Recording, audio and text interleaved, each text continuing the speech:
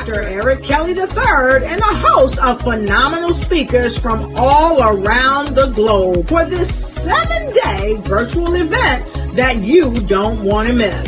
The mission of the Black Business Expo is to raise scholarship money from kids all the way from high school all the way from college. The Black Business Olympics is one of the largest Black business showcases in the world. It is an opportunity for businesses and companies to showcase their businesses globally. We are going to be giving away laptops up to $5,000 away to students.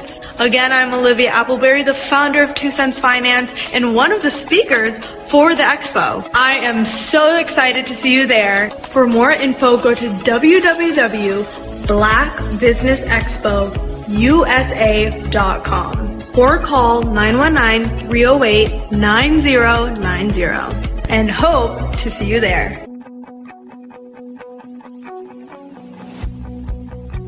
I am Black Business. From the moment I wake until the time I sleep. Yes, I am Black Business. I am Black Business. Tell me, are you Black Business? I am Black Business. Do you support Black businesses? Listen, I support Black business because I am Black Business. Black Business Expo, one of the largest business showcases in the history of Black business in the world. The world! Sign up today at www.blackbusinessexpousa.com or call 919-308-9090. I am Black Business. I am Black Business. From the moment I wake until the time I sleep, I am Black Business. I am Black Business. Are you Black Business? I am Black Business. Do you support Black businesses? I support Black business because I am Black Business. Black Business Expo, one of the largest business showcases in the history of Black America in North Carolina. Black Business Expo, one of the largest business showcases in the history of Black business in the world.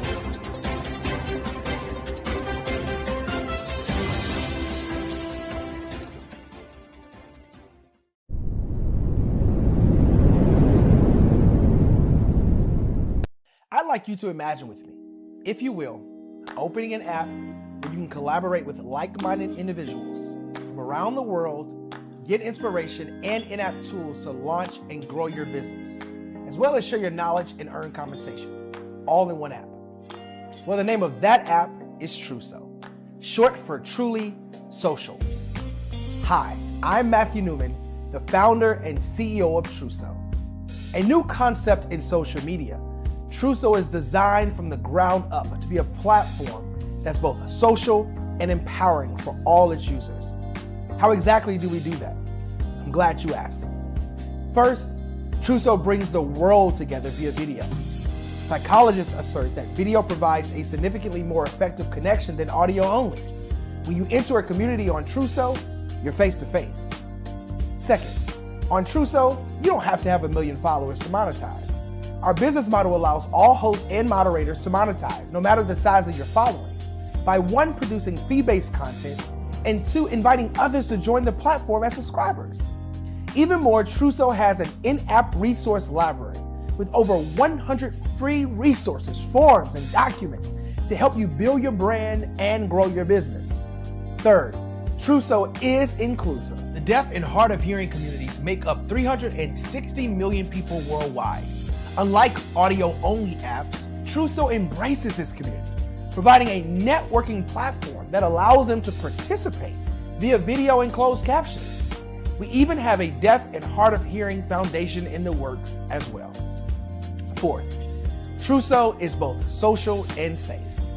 We refer to Truso as a virtual extension of the beauty shop, barbershop and brainchild of the community.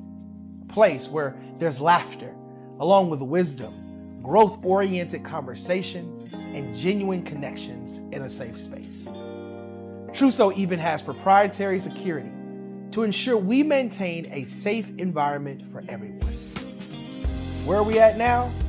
Trousseau is live, y'all. We've launched in beta and we're acquiring users daily.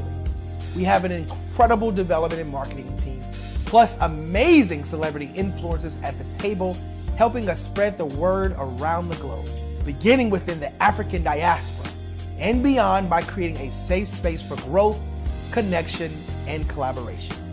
We're truly excited about Trousseau. We've created something special for which there is a global market. And we invite you to embark on this journey with us as a shareholder. The future for Trousseau is truly bright. Join us and let's go there together.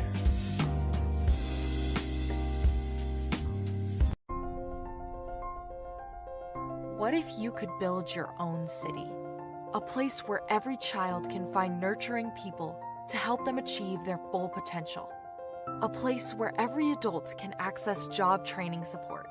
Where health education is abundant. Where social justice ruled the land. A place without limitations. Welcome. You have arrived at STEM City USA. It is what every city should be. A safe and trusted community where you find people and resources to help you become everything you are and beyond. STEM City is unlike anything you have ever experienced. It is a digital twin of the world around you, only better. STEM City is about energy and soul renewal. It is more than a digital world. You can almost feel the power of live cultural events, music, and theater. STEM City promises a better future for children with caring mentors and hands-on activities with dedicated tutors to support our youth. STEM City is your passport to a healthy lifestyle with weekly events addressing our community's many issues. STEM City is your financial well-being with helpful information on wealth management, career advancement, job training, and so much more. STEM City is the community you deserve. It is the city where your dreams can come true. STEM City USA, a place in the sky that is accessible to all who reach for the stars.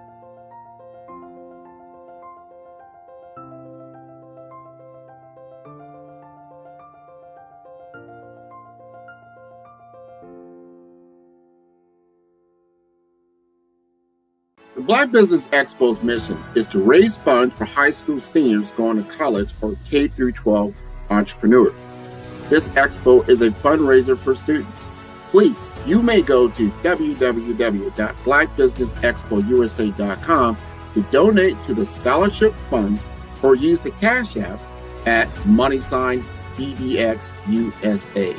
Our goal is to give laptops and up to $5,000 to 10 students. Students can register online at www.blackbusinessexpousa.com. Every dollar counts. Please donate to the Black Business Expo USA Scholarship Fund. In the heart of America, there are dreams waiting to be realized. Dreams of owning a home, creating a haven for families, and building a future. Yet, there are 13 million mortgage-ready home buyers and nearly 20 million renter households who have the credit and income to qualify for a mortgage but remain left out of the home buying process. These potential home buyers are in urban and rural America, where dreams should flourish. The big banks, the giants of finance, have all exited the mortgage lending business, decreasing their lending footprints across America. They are no longer present and active in these communities. Instead of offering opportunities for home ownership, some of these banks have chosen a different path. They have decided to become mega landlords. They have chosen to invest billions of dollars in rental homes, leaving potential home buyers with fewer options and stuck in a cycle of renting without the chance to build equity and create a legacy for their families. Here is the shocking truth. A report issued by the Home Ownership Council of America revealed that if lenders were to step forward and serve this underserved market, they could conservatively increase their loan volume by $1.5 trillion. $1.5 trillion. This is $1 trillion business opportunity, ripe for the taking.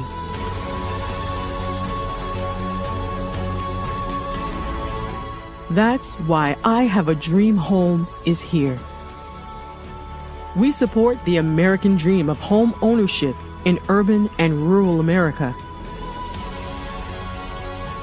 We believe in the power of social consciousness and the impact it can have on people's lives. Investing in urban and rural America is not just good business sense. It's a moral imperative. Our mission is clear. Become the go-to mortgage lender in these communities. Create a pathway to home ownership for all Americans, breaking the cycle of poverty by empowering families to build wealth, stabilizing our communities, and taking pride in our country. I Have a Dream Home. Unlocking dreams, transforming communities, and rewriting the story of American home ownership. For more information, scan the QR code or visit our website at www.ihaveadreamhome.gold. Hello, my name is Kiasi Helm and I'm 14 years old. I think my genius would probably have to be setting goals and achieving them.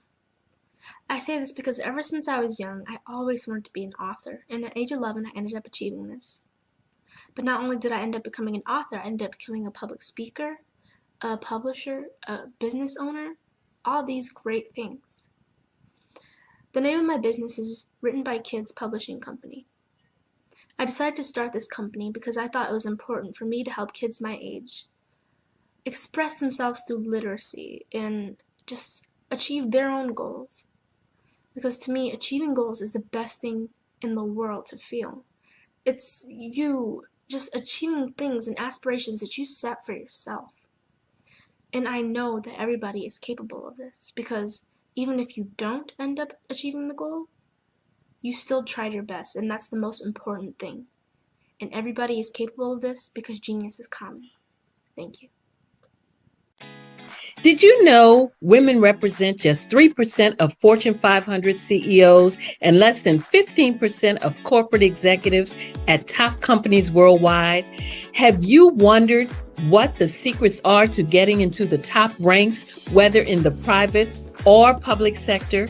Do you want to figure out how to stop being held back in your career or passed over for promotion? Then you're in the right place. Hi, I'm Dr. Madeline Ann Lewis, President and CEO of the Executive Women's Success Institute.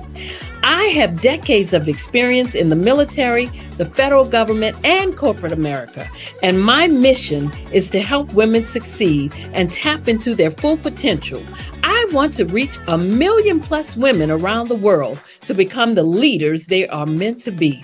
So if you want to move into a management or executive level position, or maybe you are a female veteran transitioning out of the military into business entrepreneurship, then reach out to the Executive Women's Success Institute at 301-693-3284. Let us get you on the fast track to success.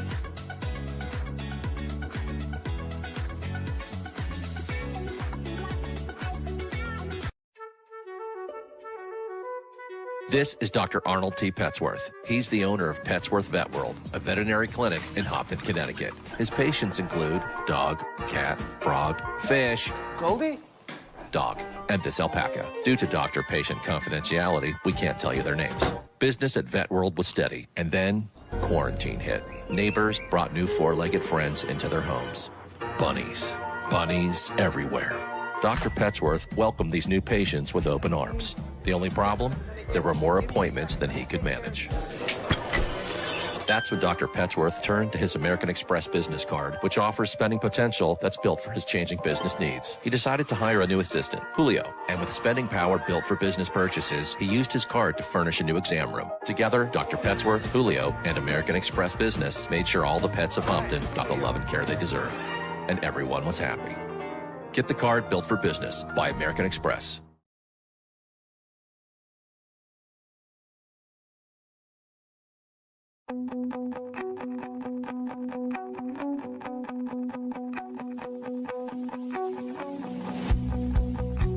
I am Black Business. From the moment I wake until the time I sleep. Yes, I am Black Business. I am Black Business. Tell me, are you Black Business? I am Black Business. Do you support Black? And I support Black Business because I am Black Business. Black Business Expo, one of the largest business showcases in the history of Black business in the world. The world. Sign up today at www.blackbusinessexpousa.com or call 919-308-9090. I am Black Business.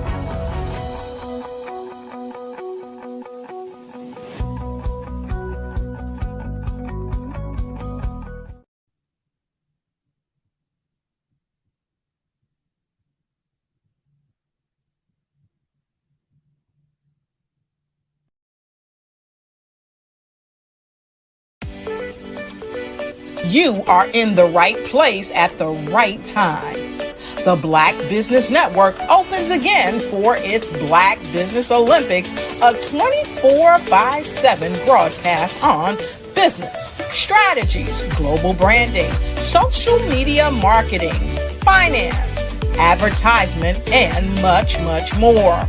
Featuring the top, most powerful entrepreneurs and speakers and thought leaders from all around the world as they gather together for this phenomenal event. Join the Black Business Network streaming live into the metaverse, STEM City, USA, Black Multiverse, Pod TV, Roku, Hulu, iHeartRadio, Apple TV, YouTube, TikTok, Instagram, Google Podcasts, Facebook, LinkedIn, IBM TV, Spotify, and Twitch.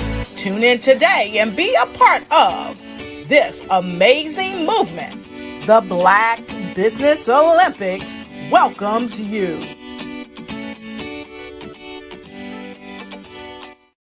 The Black Business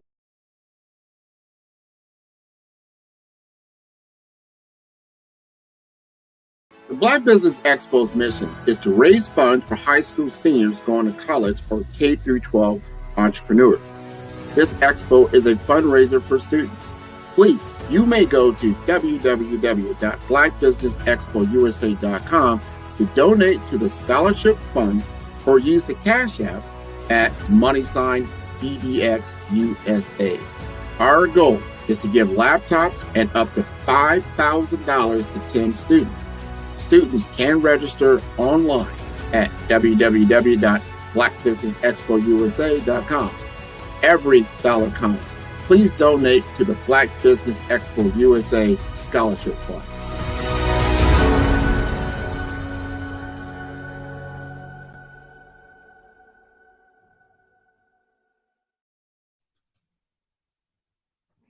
Hello, good afternoon. I hope you're doing well. It is Tuesday the 22nd, right? Yes, Tuesday the 22nd. And I'll be your moderator for today. My name's Angela Baptiste, and we'll be talking with some wonderful people today and getting to know and learn more about their business. So I look forward to a great day. Now,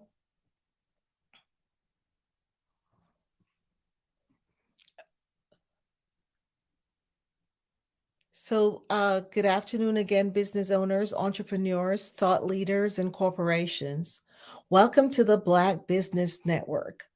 My name is Angela Baptiste, and I'm your business moderator for this afternoon on the Black Business Network. The Black Business Network is a 24-hour business network showcasing Black businesses, business owners, entrepreneurs, and thought leaders. We have speakers from North Carolina, London, Singapore, Africa, Japan, and cities all over the United States. The Black Business Network is a global community sharing its business knowledge to empower, inspire, and educate businesses about business. Today, our first speaker for this afternoon is Philomena Moncure. Philomena is an outgoing business advisor who looks to help anyone whom she comes across. Philomena has managed people in large revenue projects at the tender age of 17. That's when she started. She's an entrepreneur's advocate for all things growth, branding, and simple solutions. So I introduce you to Philomena.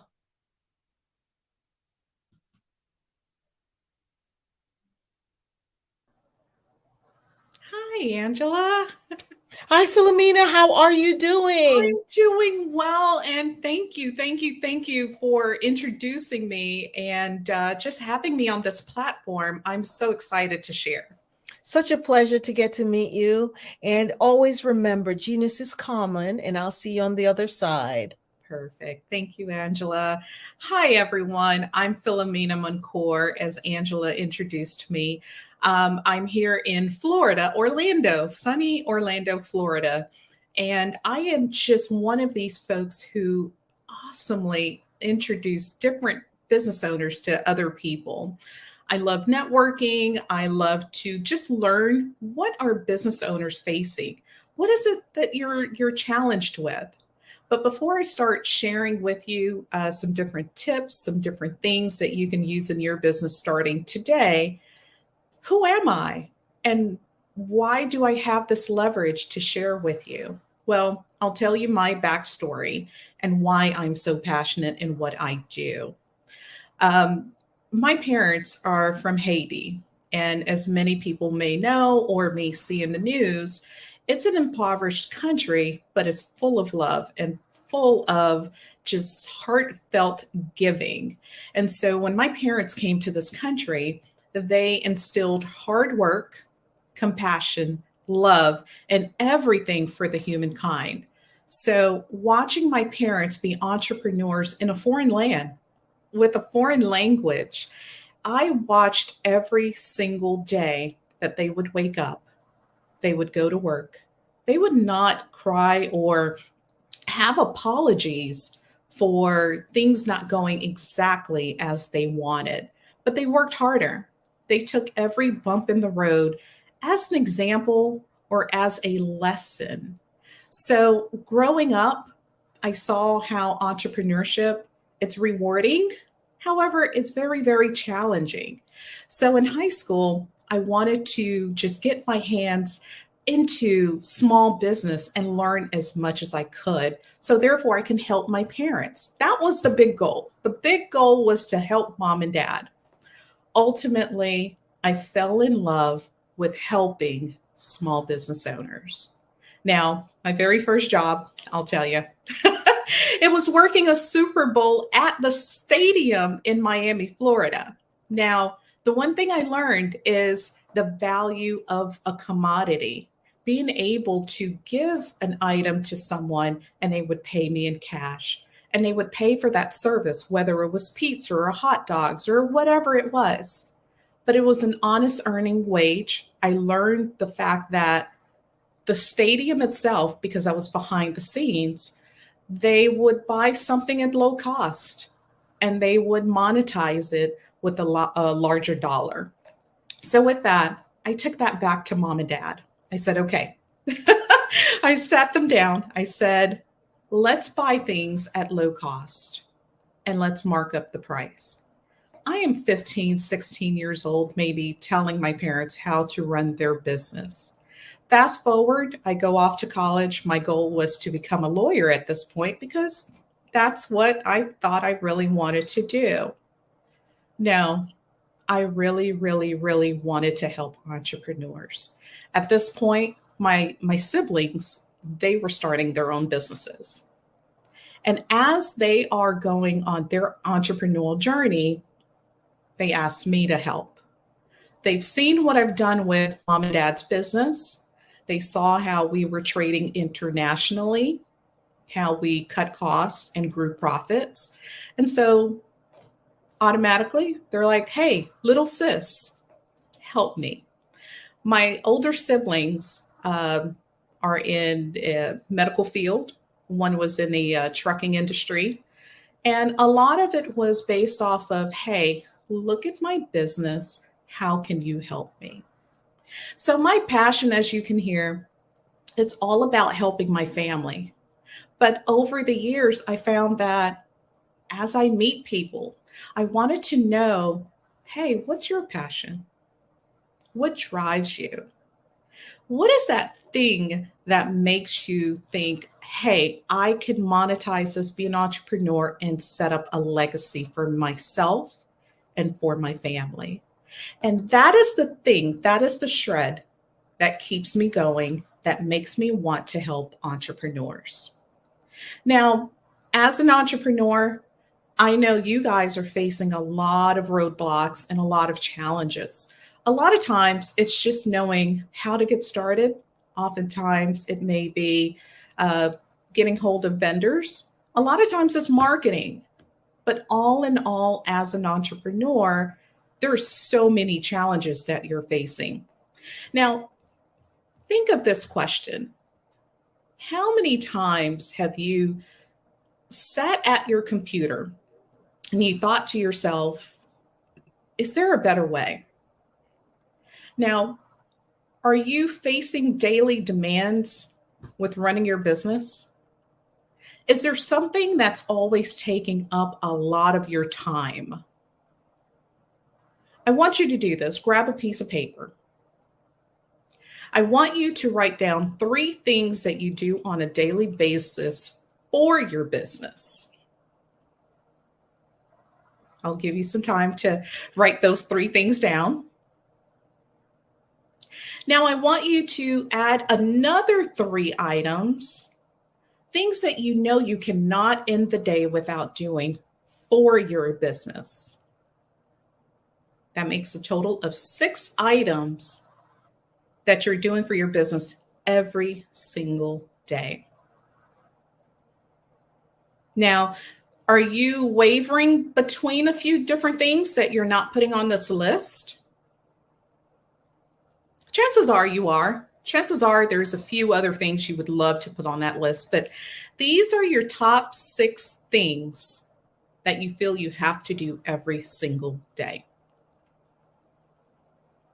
Now, what I want you to do with your top 6 items that you put on the list, right next to them, if you could, put how much time it takes for you to delegate for that task item. How long does it take for you to complete it?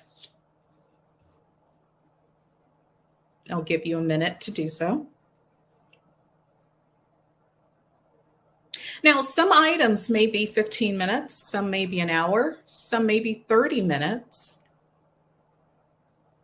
But what I want you to do is just have an insight on how long it takes for you to do just 6 things in your business. Now, let's take a step back. What is your morning routine? What is your afternoon routine? Do you have a routine at all? And what does that look like? Some people say that there is a work and life balance. Some coaches will even say there's not really something called life and work balance. But as an entrepreneur, You're always trying to balance multiple parts of yourself and your business and your family and everything else that's involved in your life. Now, looking back at your list, do you feel like there's some other things you may have put on that list instead? Are there a couple of things you feel that maybe it's not that important and you want to cross off? Feel free to. Feel free to. The goal of this exercise is to identify some of the things you find that are extremely important that you must do every single day. Now, that was a very generic list. I want you to create another list here right at the bottom of your page, or even on the other side of your paper. How are you marketing your business? What are you doing day in and day out to market you and your business? What does that look like? I'll give you a moment just to work through that. And as you're working through what you're doing on a daily basis to market your business, what are your top 3 non-negotiable things you must do every day or every week to market your business? Is it posting on social media? Is it posting new video content on YouTube or TikTok? Is it answering inquiries on social media? Because that is the thing too. Is it sending out a newsletter? Is it cold calling? What are those top 3 things you're doing currently that you feel are non-negotiable for you to market your business? Okay. Now I want you to take a moment and just write to the side of it, how long are each of those 3 tasks taking you? The reason I want for you guys to do this exercise with me, and perhaps if you want to watch this video again and go through the exercise, the reason being, there are some things we're doing because we're entrepreneurs and we want to do them. But are we using the most effective methods? Are we using the time allotted? Could you be spending your time doing something else that's beneficial?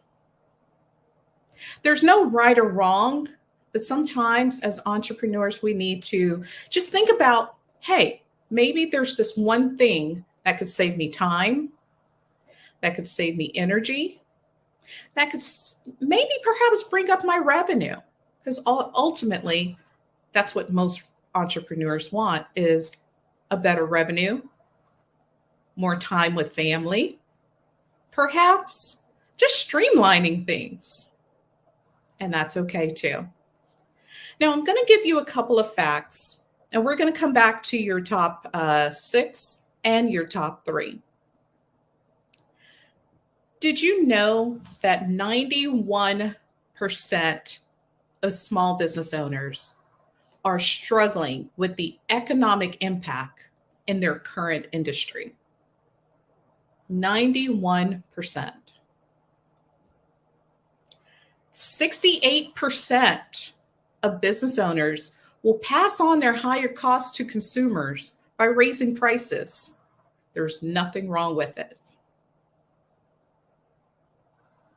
And currently, 67% are anticipating that there's going to be a recession. That's the word that everyone's buzzing all around the news. I don't personally watch news because it's quite depressing for me. However, as entrepreneurs, if you're on Twitter, if you're on any kind of channel, sometimes those numbers can be very, very alarming. And that's in the back of our minds. A lot of times we're not thinking about it firsthand. But when I look at these numbers, if a lot of entrepreneurs are fearing what's to come, what's making your business enjoyable now?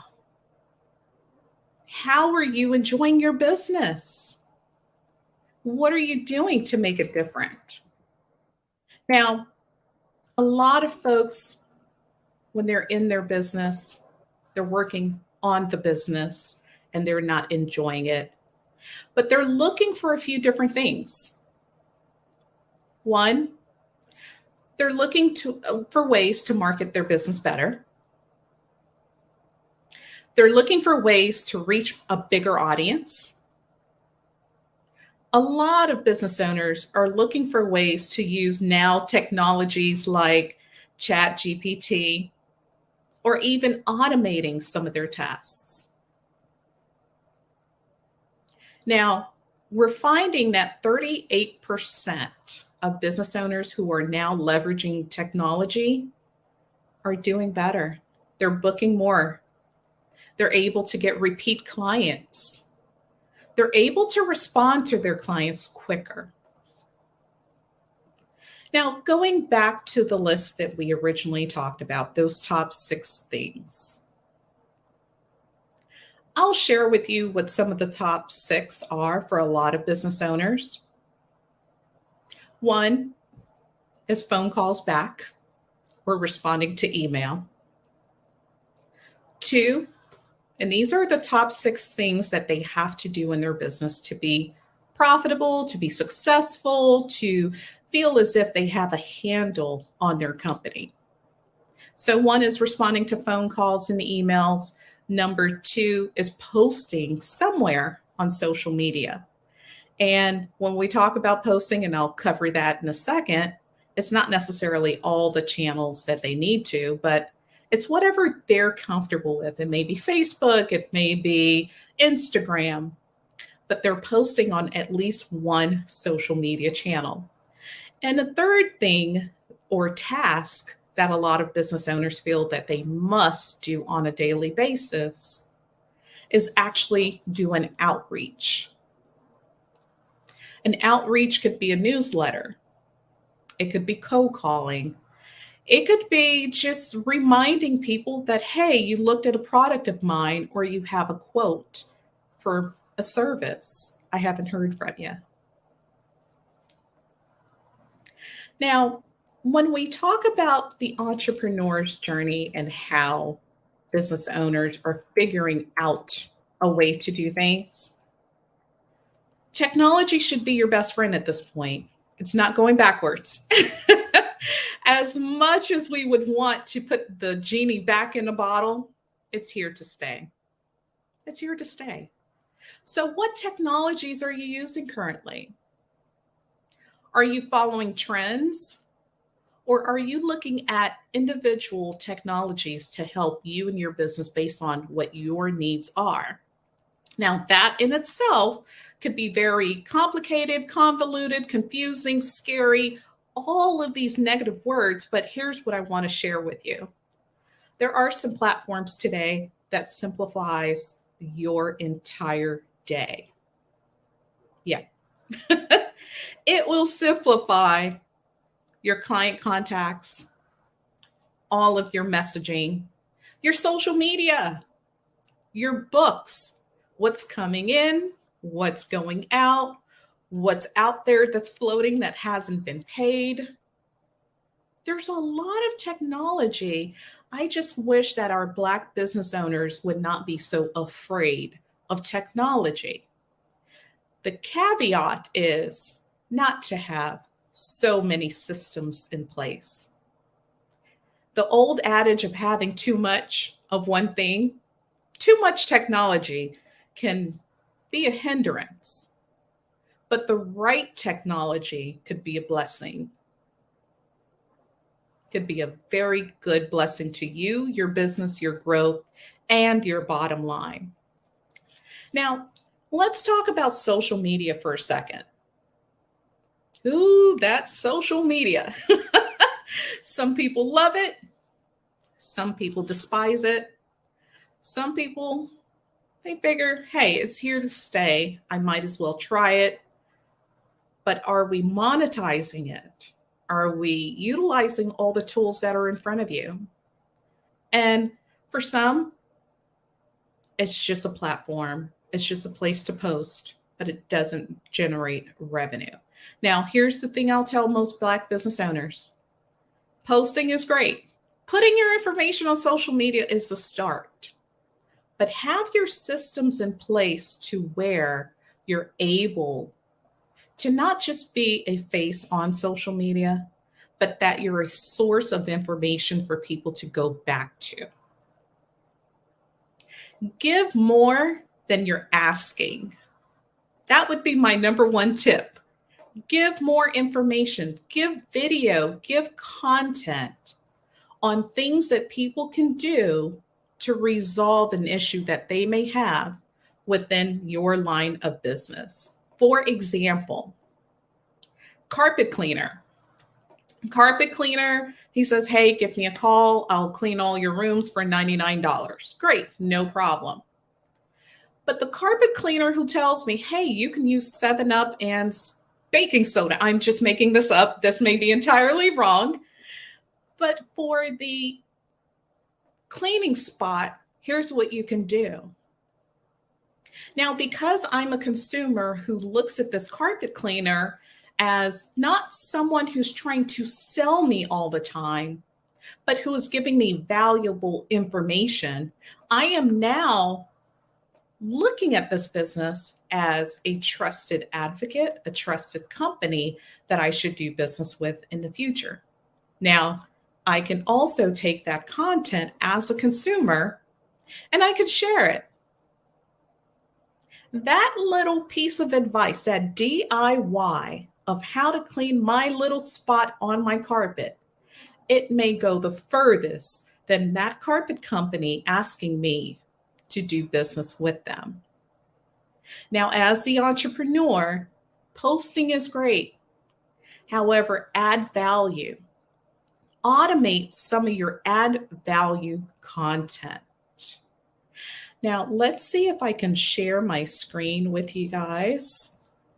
And hopefully I can give you a few more nuggets that could be very, very beneficial. And as I'm pulling up my screen, take a look back at your list. And let's take a look at how your day-to-day, what does that really look like? And let's share my screen.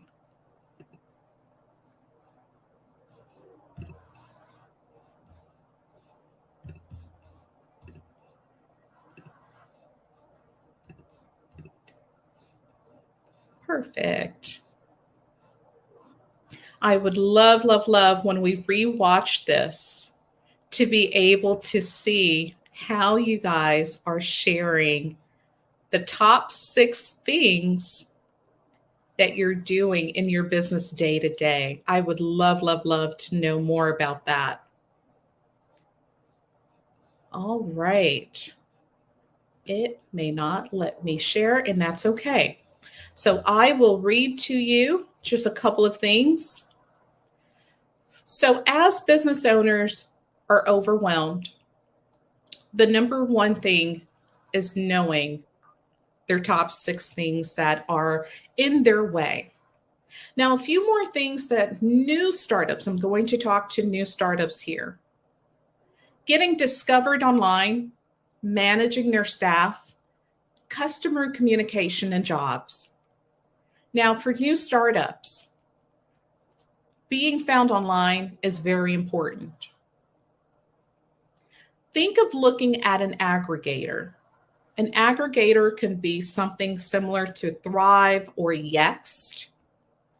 These are where you put your name, your phone number, your web address, and it pushes it out to the entire web for you. So those are things for the small business owner, the startup who wants to get their name out. Another platform I want you guys to consider is looking at how you can manage everything in one platform, which is Thrive. THRY, V as in Victor.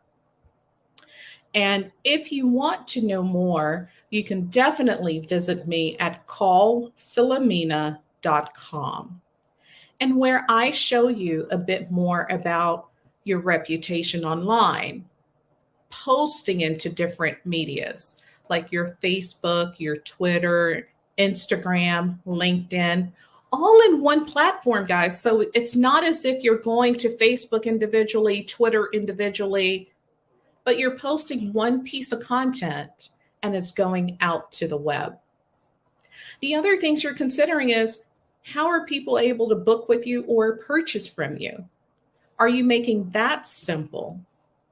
And if you're not, then that's also taken up more time in your day. Are you looking at your calendar? Are you integrating your calendar with your website? So maybe someone has a question. They may have a simple question that differentiates with them pulling out their credit card to do business with you, or them just walking away and saying, not now. Putting a calendar on your website for maybe a 5 or 15-minute phone call makes a huge difference. Another thing I want you to consider is your call to action. Making sure that your website now feeds into your tool. What does that system look like? Are you making it easy for me to do business with you? Now, let me take a step back again. Your top 6 things that's on your list, your day-to-day tasks that you must do in order for you to feel as if it was a productive day. Are all of those 6 things intertwined into one system? Are they spread out? Are they sporadic? Are they built into your website? Is it all around marketing? What does that look like? And how does it make you guys feel that, hey, I can't do this every day. I need to manage better. That is that breaking point for entrepreneurs. Here are 3 things I want you to do. I want you to take a look at the list that you've written down. And if you haven't, that's okay. Take the time to do so. You owe yourself the exact moment of knowing, hey, can I do better? And can I make this a better business? So here are 3 things I want you to do. Number 1 is take a look at your day. Take a look at your systems. How many systems are you paying for? How many things are you registered for? That's number 1. Number 2, I want you to look at how frequently you're utilizing some, not utilizing some. Maybe you haven't even logged into this one thing you're paying for. But take a look at the utilization. And then number 3, what value does that bring to my business? That's it. That's it. A lot of times as entrepreneurs, we're finding that we're signing up for things. Free trial, 30 days free, 14 days free. And there's a credit card attached sometimes there's not. But your inbox is flooded and flooded and flooded and flooded with lots of different systems, lots of different technologies, some you haven't even touched. Why? Is it something new? Is it something someone referred you to? Is it an ad you saw on Facebook, perhaps? Stop signing up for stuff. I will be that big sister of yours to tell you, stop signing up for things, especially if it's not helping you, especially if you're not utilizing them. It's just taking up space. It's an extra email you have to delete. It's an extra something you're going to have to unsubscribe to at some point. Now, what if I told you that there's a technology? There's a few, quite frankly, there's a few technologies that will help you with your online listings, your website, your social media, your invoicing, your appointments, your communication with your clients, your document storage, your responses, getting reviews on Google, getting reviews on Facebook, marketing automation. Ooh, big fancy word. What if I told you there's systems that can do all of that in one dashboard without you having to clutter your emails, sign up for this for 30 days? What if you were able to manage the help that you have in your business? Maybe it's a VA, maybe it's your staff. You're able to delegate different tasks to different people. How much time would that save you? Better yet, how much money would that save you?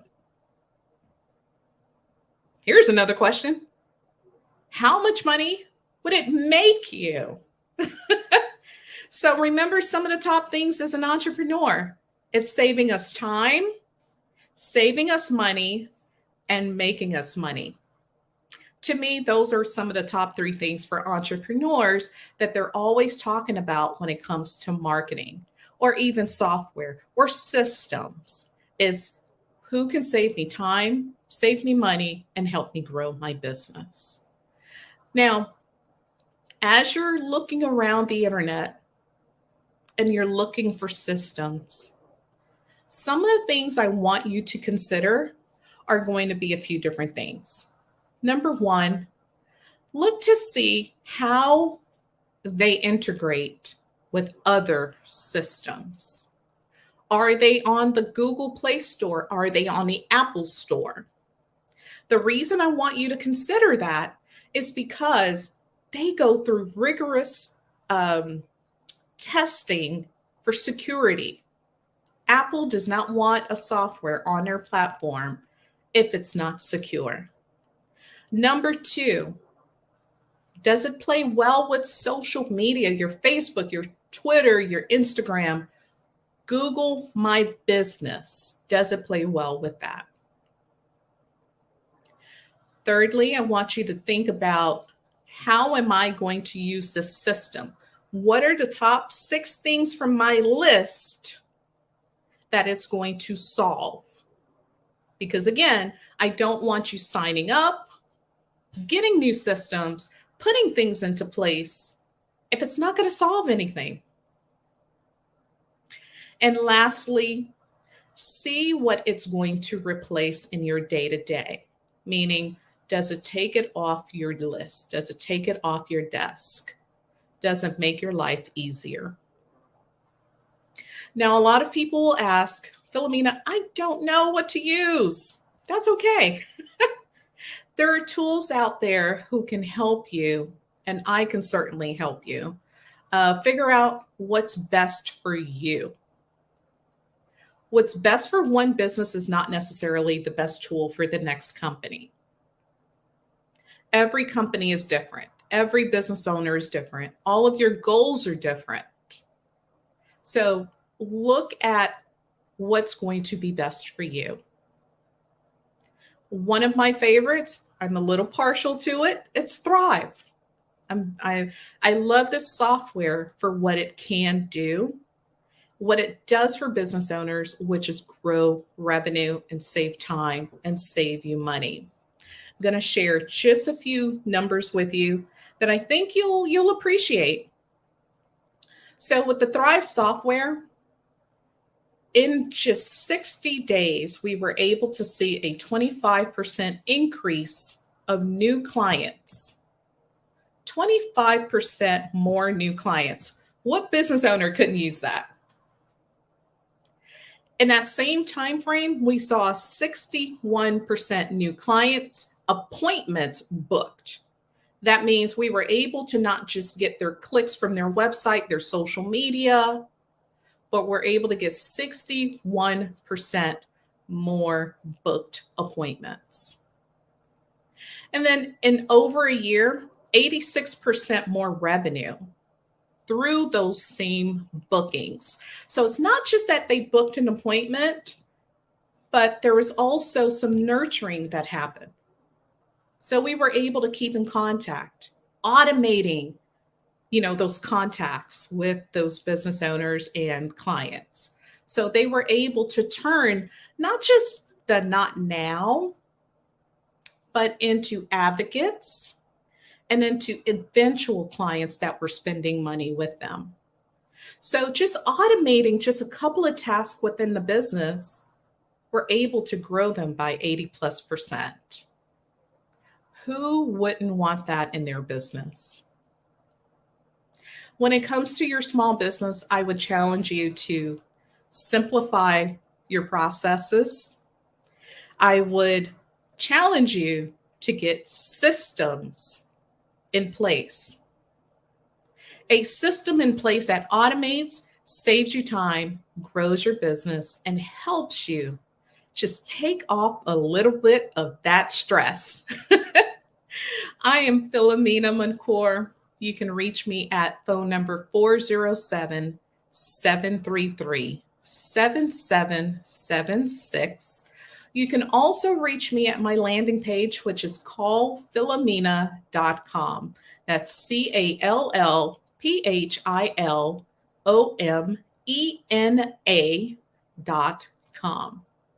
I am so grateful for you watching this and having me participate in the Black Business Network. They're doing amazing, amazing things for our community. So just want to say thank you to everyone.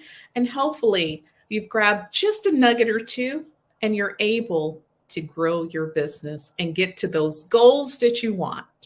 Good luck, and I hope to help you at some point.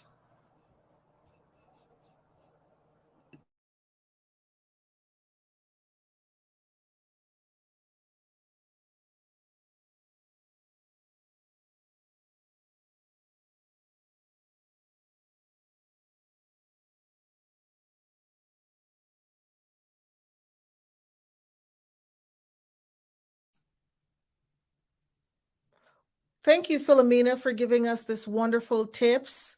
Mark for marketing our business as entrepreneurs. What a blessing that is, a great information that we could all use. So thank you so much.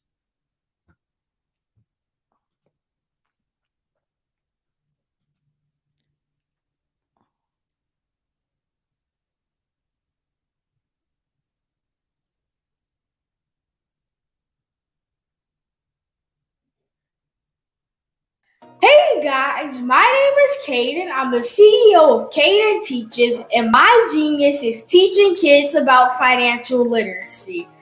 Throughout my financial products, such as my financial flashcards, my activity book, and my newest project, my financial bus, which I bought. And on the bus, it has a mock bank where kids will learn how to deposit and withdraw money, a mock grocery store where kids will be able to learn how to have a family budget, and a mock stock exchange where kids will even be able to learn how to invest in stocks.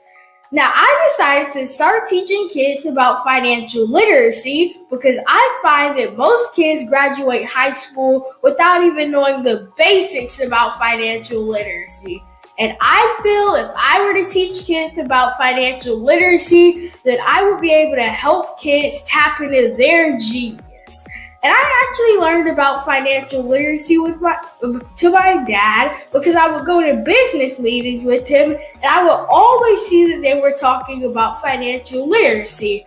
And at that point, I didn't understand what financial literacy was. So I took it upon myself to learn about financial literacy and teach it to kids in a way that they could understand.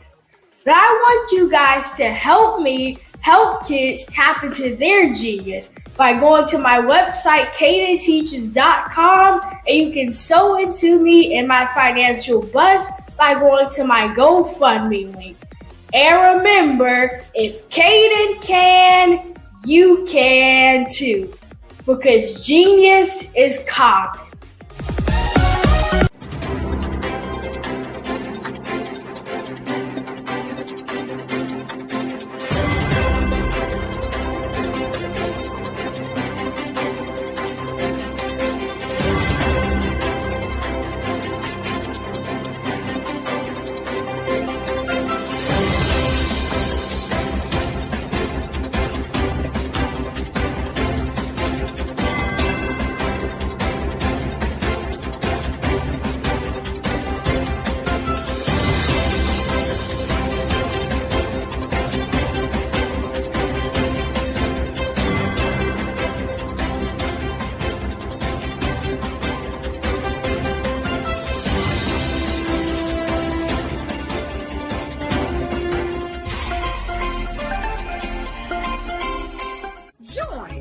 Dr. Eric Kelly III and the host of phenomenal speakers from all around the globe for this 7-day virtual event that you don't want to miss. The mission of the Black Business Expo is to raise scholarship money from kids all the way from high school, all the way from college. The Black Business Olympics is one of the largest Black business showcases in the world. It is an opportunity for businesses and companies to showcase their businesses globally. We are going to be giving away laptops up to $5,000 away to students. Again, I'm Olivia Appleberry, the founder of 2 Cents Finance and one of the speakers for the expo. I am so excited to see you there. For more info, go to www.blackbusinessexpousa.com or call 919-308-9090 and hope to see you there. I am Black Business. From the moment I wake until the time I sleep. Yes, I am Black Business. I am Black Business. Tell me, are you Black Business? I am Black Business. Do you support Black businesses? Listen, I support Black business because I am Black Business. Black Business Expo, one of the largest business showcases in the history of Black business in the world. The world! Sign up today at www.blackbusinessexpousa.com or call 919-308-9090. I am Black Business. I am Black Business. From the moment I wake until the time I sleep, I am Black Business. I am Black Business. Are you Black Business? I am Black Business. Do you support Black businesses?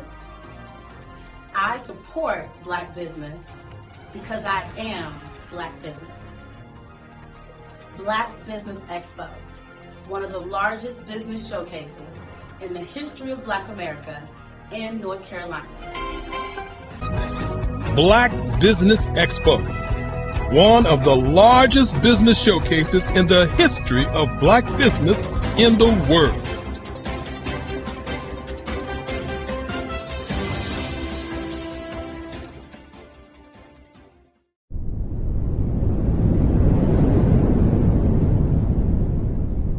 I'd like you to imagine with me, if you will, opening an app where you can collaborate with like-minded individuals from around the world, get inspiration and in-app tools to launch and grow your business, as well as share your knowledge and earn compensation, all in one app. Well, the name of that app is Truso, short for Truly Social. Hi, I'm Matthew Newman, the founder and CEO of Truso, a new concept in social media. Truso is designed from the ground up to be a platform that's both social and empowering for all its users. How exactly do we do that? I'm glad you asked. First, Truso brings the world together via video. Psychologists assert that video provides a significantly more effective connection than audio only. When you enter a community on Truso, you're face to face. Second, on Truso, you don't have to have 1 million followers to monetize. Our business model allows all hosts and moderators to monetize, no matter the size of your following, by 1, producing fee-based content, and 2, inviting others to join the platform as subscribers. Even more, Truso has an in-app resource library with over 100 free resources, forms, and documents to help you build your brand and grow your business. Third, Truso is inclusive. The deaf and hard of hearing communities make up 360 million people worldwide. Unlike audio-only apps, Truso embraces this community, providing a networking platform that allows them to participate via video and closed captioning. We even have a deaf and hard of hearing foundation in the works as well. Fourth, Truso is both social and safe. We refer to Truso as a virtual extension of the beauty shop, barbershop and brainchild of the community. A place where there's laughter, along with wisdom, growth-oriented conversation, and genuine connections in a safe space. Trousseau even has proprietary security to ensure we maintain a safe environment for everyone. Where are we at now? Trousseau is live, y'all. We've launched in beta and we're acquiring users daily. We have an incredible development and marketing team, plus amazing celebrity influencers at the table, helping us spread the word around the globe, beginning within the African diaspora and beyond by creating a safe space for growth, connection, and collaboration. We're truly excited about Trousseau. We've created something special for which there is a global market. And we invite you to embark on this journey with us as a shareholder. The future for Trousseau is truly bright. Join us and let's go there together.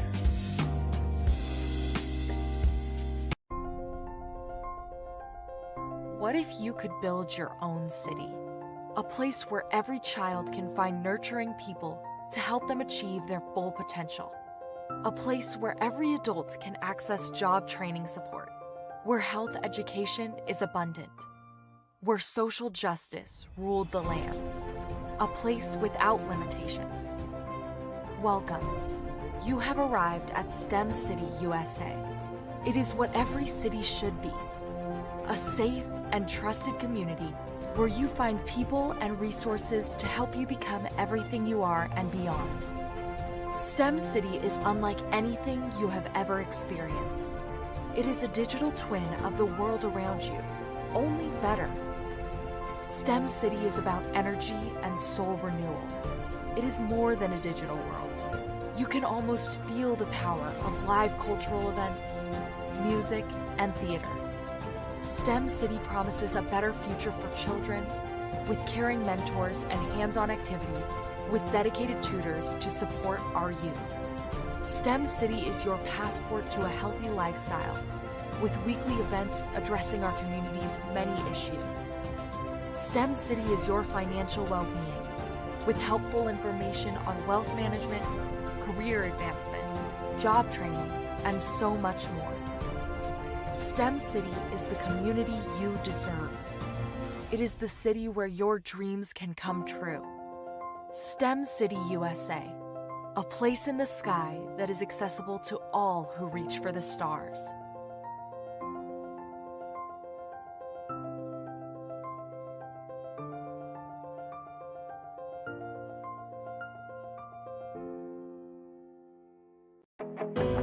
I am Black Business. From the moment I wake until the time I sleep, I am Black Business. I am Black Business. Are you Black Business? I am Black Business. Do you support Black businesses? I support Black Business because I am Black Business. Black Business Expo, one of the largest business showcases in the history of Black business in the world. Sign up today at www.blackbusinessexpousa.com or call 919-308-9090. I am Black Business.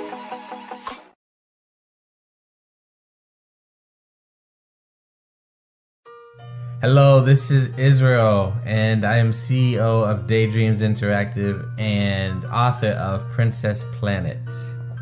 So, genius is common, and as a kid, I loved to daydream. Even as an adult, I loved to daydream. And when my daughter became 6 and loved princess characters, but we just could not find the diversity that showed her, we created our own characters. So, for instance, you have Princess Nulu right here. Princess Nulu is from Uganda, and her genius is that she loves to take care of animals. She can actually even listen and hear what they say. And then we have Princess Isabella right here. Princess Isabella, she's from Cuba, and her genius is biochemistry. One day she hopes to eliminate disease. Then we have Princess Nia right here. And Princess Nia is based off of my daughter. And she is what she wants to be, the greatest dancer alive. So that's her genius. So what's your genius? My genius is my imagination. Genius is common.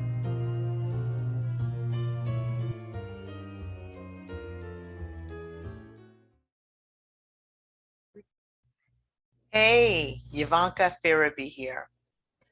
I'm the founder and executive director of Beyond the Shackles. We're a nonprofit that instills hope in the incarcerated, disenfranchised, and their families. But we don't stop there, because what we know is that you don't have to spend one day behind physical bars to be in shackles in your heart and your mind. And we help people to rise up. What is my genius? I'm a life elevation coach and strategist.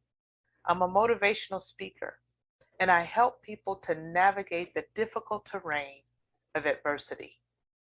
Do you know that you can build the most beautiful masterpiece from the rubble that might lie at your feet from the most difficult of times? Well, you can. And I help people to walk out their God-given plans and find their genius. Why? Everybody has genius, because genius is common. Did you know women represent just 3% of Fortune 500 CEOs and less than 15% of corporate executives at top companies worldwide? Have you wondered what the secrets are to getting into the top ranks, whether in the private or public sector? Do you want to figure out how to stop being held back in your career or passed over for promotion? Then you're in the right place. Hi, I'm Dr. Madeline Ann Lewis, President and CEO of the Executive Women's Success Institute. I have decades of experience in the military, the federal government, and corporate America, and my mission is to help women succeed and tap into their full potential. I want to reach 1 million plus women around the world to become the leaders they are meant to be. So if you want to move into a management or executive level position, or maybe you are a female veteran transitioning out of the military into business entrepreneurship, then reach out to the Executive Women's Success Institute at 301-693-3284. Let us get you on the fast track to success.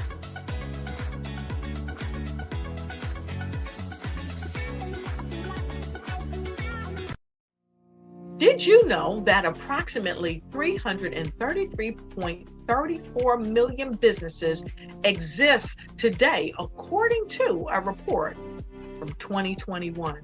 And you may be one of those businesses, or maybe you're not in the business market yet, but you're aspiring to be a business owner. Well, guess what? You're in the right place at the right time. Because let's face it, everything is about timing and opportunity. Hi, my name is Dr. Lotus Richey, and I'm the CEO and founder of the Lotus Richey Coaching and Consulting LLC, along with the Lotus Richey Ignite Show. 15 minutes of success with Dr. Lotus Richey, as well as books to boom your business and bring who you are. And today, I want to bring this amazing message to you about the Black Business Network and the Black Business Olympics. See, the Black Business Network and the Black Business Olympics is designed to help people just like you, that's right, that look like me, to take their business to the next level. Not just in your front yard or your backyard, but globally. The Black Business Network and Black Business Olympics is designed not to just help you survive, but to help you thrive. So join us today as we come together with businesses all around the world to support our students, our children, our young teens, our young entrepreneurs. What we do is we come together to help raise funds for students who are aspiring to be business entrepreneurs, who are aspiring and who are thriving in college. We endow them with a wonderful opportunity to gain scholarship of either a laptop or several thousands of dollars. And we invite you to help be a contributor to this amazing opportunity. to help someone that looks just like you. So join us today at our website and let us connect with you and help you ignite and take flight in every area of your life on the Black Business Network and the Black Business Olympics. I'll see you on the other side.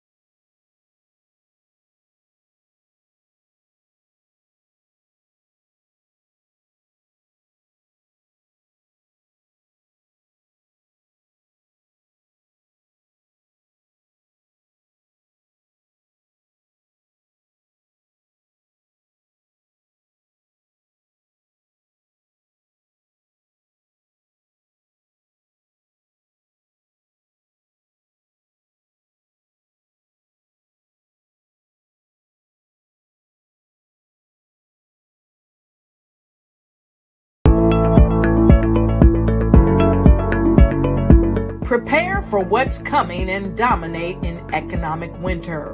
Stand strong and thrive by showcasing your great products and services globally through the Black Business Network and Black Business Olympics.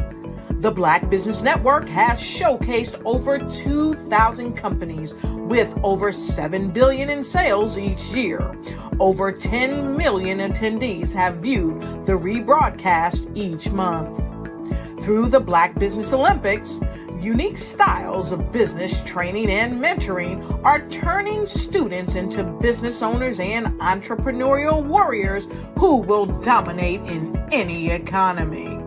Gain the ultimate advantage of the Black Business Olympics, 7 days of unbelievable topics and speakers speaking around the globe. Donate your time and experience to provide expertise and scholarships to students worldwide and change the world.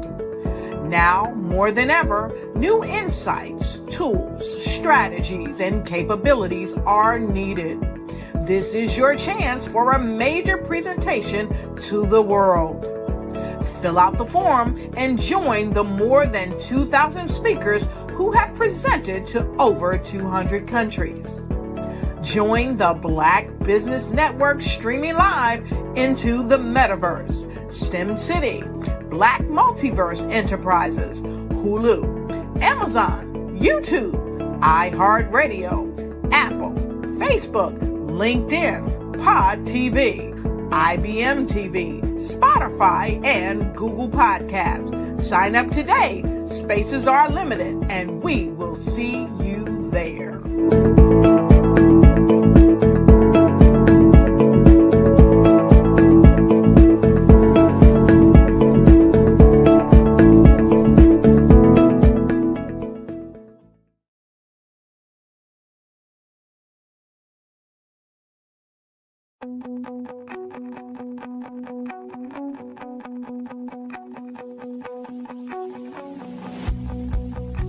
I am Black Business.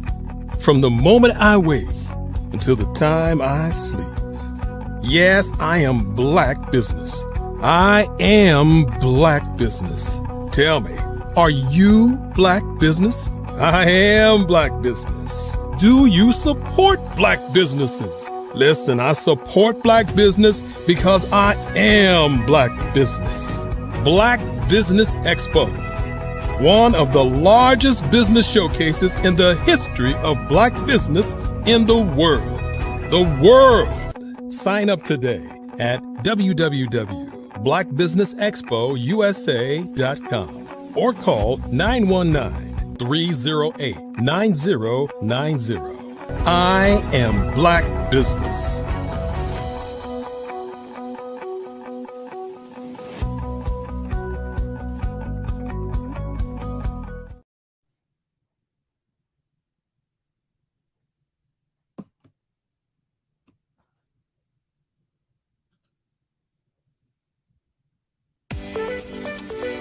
You are in the right place at the right time.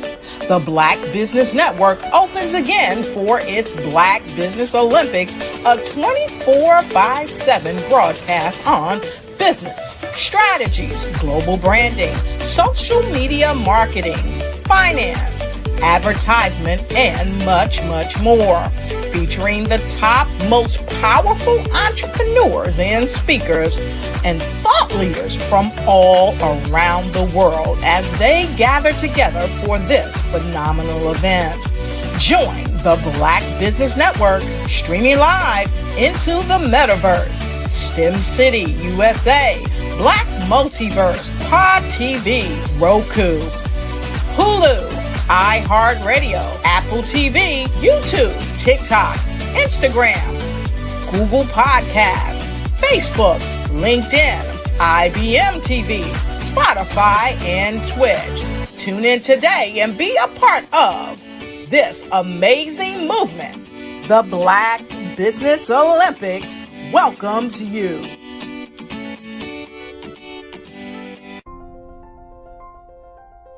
What if you could build your own city? A place where every child can find nurturing people to help them achieve their full potential. A place where every adult can access job training support. Where health education is abundant. Where social justice ruled the land. A place without limitations. Welcome. You have arrived at STEM City USA. It is what every city should be. A safe and trusted community where you find people and resources to help you become everything you are and beyond. STEM City is unlike anything you have ever experienced. It is a digital twin of the world around you, only better. STEM City is about energy and soul renewal. It is more than a digital world. You can almost feel the power of live cultural events, music, and theater. STEM City promises a better future for children with caring mentors and hands-on activities with dedicated tutors to support our youth. STEM City is your passport to a healthy lifestyle with weekly events addressing our community's many issues. STEM City is your financial well-being with helpful information on wealth management, career advancement, job training, and so much more. STEM City is the community you deserve. It is the city where your dreams can come true. STEM City USA, a place in the sky that is accessible to all who reach for the stars.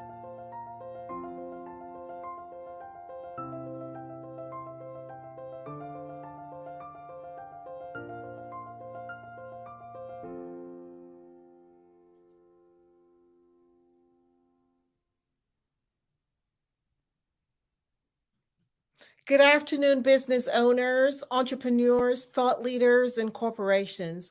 Welcome to the Black Business Network. My name is Angela Baptiste, and I'm your business moderator for this afternoon on the Black Business Network. The Black Business Network is a 24-hour business network showcasing Black businesses, business owners, entrepreneurs, and thought leaders worldwide. We have speakers from North Carolina, London, Singapore, Africa, Japan, and cities all over the United States. The Black Business Network is a global community sharing its business knowledge to empower, inspire, educate businesses about business. Today we have a keynote speaker, and his name's Lawrence Nichols, and I'd love to introduce him to you, and he will be talking with you and sharing with you, some important tips. So let's introduce you to Lawrence Nichols. He's passionate servant leader who was a military veteran, or is a military veteran, a church planter, a school founder, a serial entrepreneur, author and a mentor, a speaker, a trainer, and a coach. He and his wife, Tamara, have dedicated their lives to developing leaders who develop leaders in the U.S. and abroad. He has an innate ability to identify and activate leaders' strengths and gifts while helping to equip and empower them and their teams for greater impact. He leverages more than 3 decades of leadership and management experience in military, private, and faith-based arenas to help others cultivate and fully maximize their potential. I introduce to you Lawrence Nichols. Hi, Lawrence. How are you? Hi, Angela. How are you today? I am doing well. Such a pleasure to get to meet and talk with you. The same here. Awesome. So I have a few questions that I wanted to ask you, but before I do that, go ahead and share with the audience, some tidbits about yourself and what it is that you do. Thank you, Angela. And again, thanks for that introduction. The best way to describe what I do is, have you ever found yourself trying to get your team to do something that they didn't really want to do? Well, that's what I do. I help leaders and teams do the work that you find it's a lot of times difficult to get them to do. I'm with LTN Enterprises and Leaders Who Win, and that's our goal, that's our passion, that's our desire. Now, what I want to talk to you about today, what I'm going to talk to you about just for a little bit of time, is team alignment. Team alignment. And I'm going to give you an acrostic. It is ALIGN. I'm going to say that again. ALIGN. Align. It's just as simple as that. The first question that you have to ask when we're talking about team alignment, and it doesn't matter what organization you lead, it doesn't matter. It could be your family, it could be in the military, it could be in the corporate space, it could be in ministry, it could be in a hospital setting, it could be in education. It does not matter. If you cannot get your team aligned and moving towards the vision that you've set, then 9 times out of 10, you're going to fail. Matter of fact, I'm almost inclined to believe that that number is 10 times out of 10. Why do I say that? Team alignment is what causes your team to be empowered to the degree that they can achieve great things. Most organizations fail to get their teams properly aligned, and they end up with headaches and heartaches that often cause them not just a bunch of emotional distress, but it will cause them financial distress as well. So let's get started. The first question that you have to ask is why, or let me put it this way. Is your vision clear? Ask, that's your first A. That's the first letter in the acrostic. Is your vision clear? I didn't say, what's your why? I asked, is your why clear? You've got to ask that question because that's going to be the fire that fuels you to develop your team, to build your team. All too often, we are excited, especially as entrepreneurs and small business developers, about moving our vision forward, but we lose sight of our why. We lose clarity in our why. How does that happen? It happens because of what we know as creep. Things that creep in and cause you to miss or lose the focus of your why. The payroll that has to be done. The orders that have to be filled. All of those things that cause you to lose clarity on your why. So the first thing that you've got to do as a leader, as a visionary, is redefine, reclarify, ask again, why am I doing this? Why am I doing this? Taking the time every 3 months or so to ask that critical question, why am I doing this? Every 90 days, if you're not asking, why did I start this to begin with? You could very well find yourself at the end of 2 years, 3 years, 5 years, 10 years, absolutely hating what it was that you started. And what you started was good. What you started had the foundation to change the world. And yet, you lost your why. You lost clarity on your why. You got too busy doing all of the other things, and you stopped focusing on your why. So the first A in Align is ask the critical question. Do I have clarity on my why? Now, the second question, or the second letter in Align, is L. And this is really, really, really simple. Line up.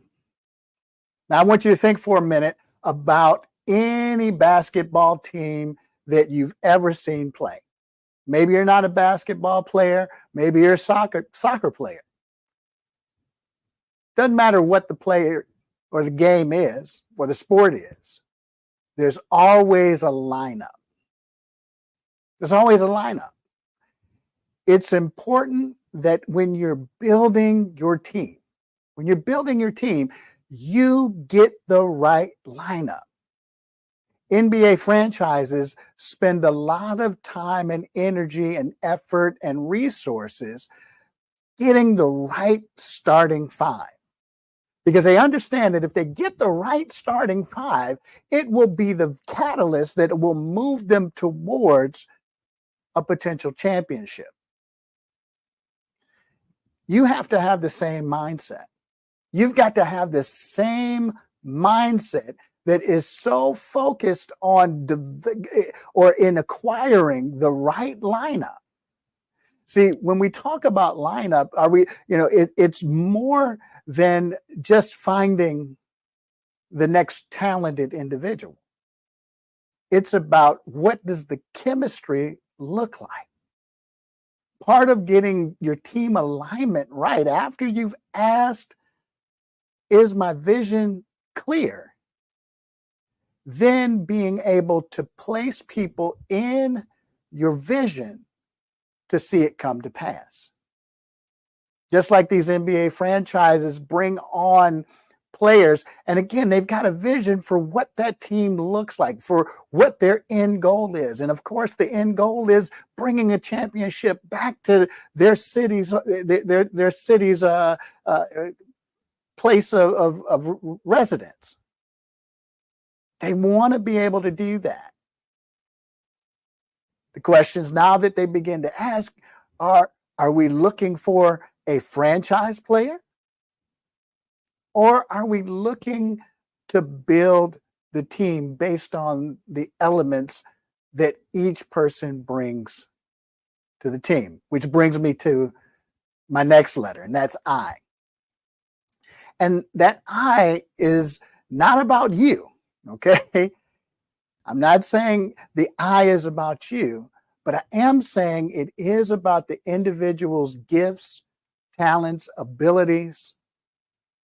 In other words, what's their superpower? What is their superpower that they bring to bringing the vision to bear? See, a lot of times we conduct strength assessments and behavioral assessments and all of the different assessments that we conduct so that we can find the right fit. But you've got to be able to bring all of those talents into alignment. Now, part of that is when we're creating the culture that we desire to see, no one's individual talent, gift, ability should stand alone in as much as it works together. No one individual's talent should stand alone as much as it stands together. That is absolutely key when you bring about the ignition to that team. So what you're looking to do, that I is not necessarily about the individual, but how can I ignite the individual's authentic self? How am I able to ignite that individual in a way that all of the gears on that team are firing up and everybody can move forward, move the vehicle forward towards the championship win? So I've got to ask for that clarity of my vision.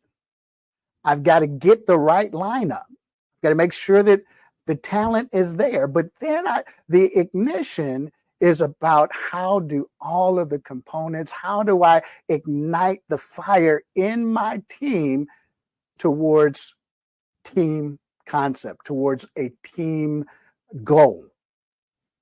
See, we can have individuals on our team that are all about themselves, and then we're wondering why we're frustrated and we're not seeing the results we want to see in our businesses. We're not seeing the results that we want to see in our organizations. We're not seeing the results that we want to see. In fact, we're frustrated because we haven't unlocked the power of igniting the individual's authenticity for the purposes of working together collectively. The next letter is a G. It's a G. Growth.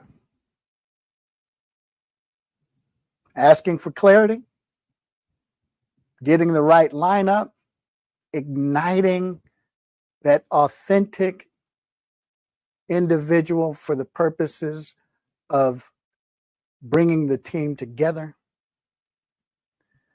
But the question that you've got to ask here, and hear me when I say this, the question that you have to ask here is does the person that is on your team possess the capability and the ability to grow with you? Do they possess the capability and the ability to grow with you? That's a powerful question. Because oftentimes when we're putting our teams together,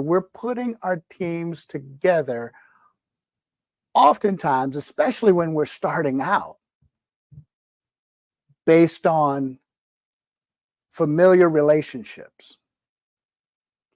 We're putting those teams together because they feel good, but not necessarily because they are good.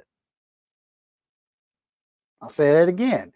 We put our teams together because the relationship feels good, but not necessarily because it is good. We waste time on moving our organizations forward because we're oftentimes unwilling to have the crucial conversations that are necessary to bring about growth in the individual.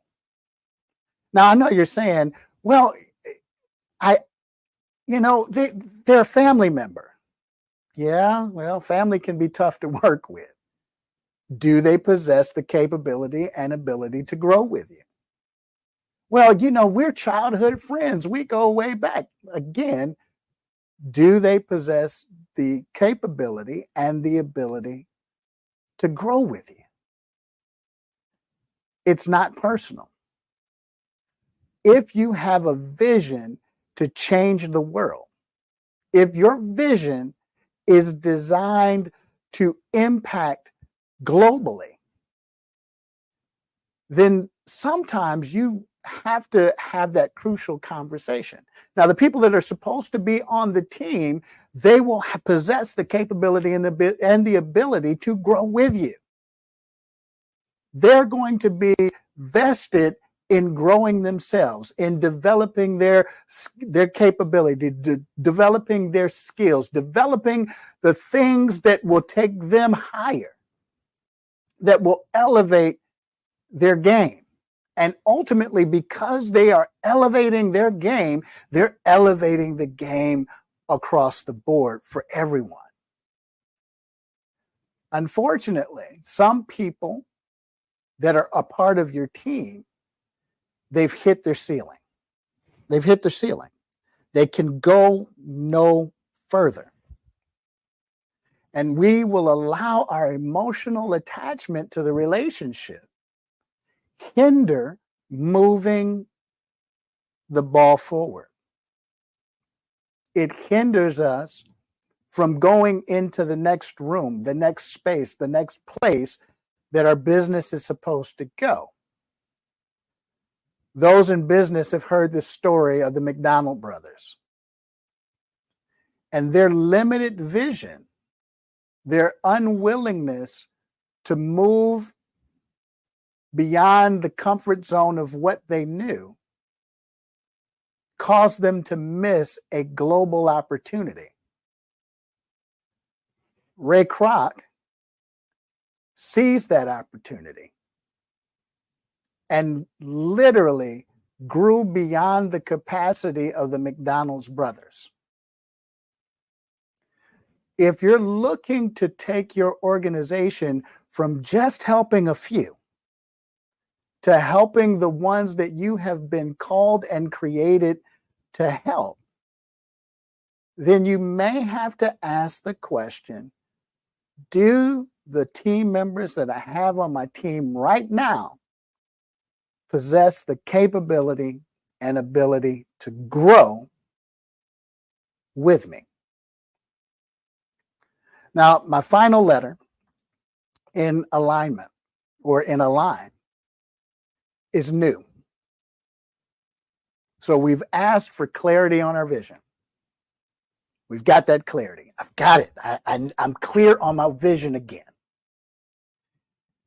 And I've built the dream team. I've got the lineup that I need. And I've ignited that authentic talent, gift, ability to operate together. And I know that the person on my team, or the people that are on my team, have the ability and capability to grow. But here's the critical question. The critical question. Am I willing to release them when it's time? Am I willing to release them when it's time? I've put all of this effort into growth and development in this individual. I've put all of this time in trying to get them on board. I've put all of this time. But the critical question is, am I willing to go in a new direction when it's time? Part of the roadblock to success in any organization is the fact that we like all of our toys in our sandbox at our zip code. We want all of our toys in our box in our zip code. In other words, we're not willing to share. We don't want to share.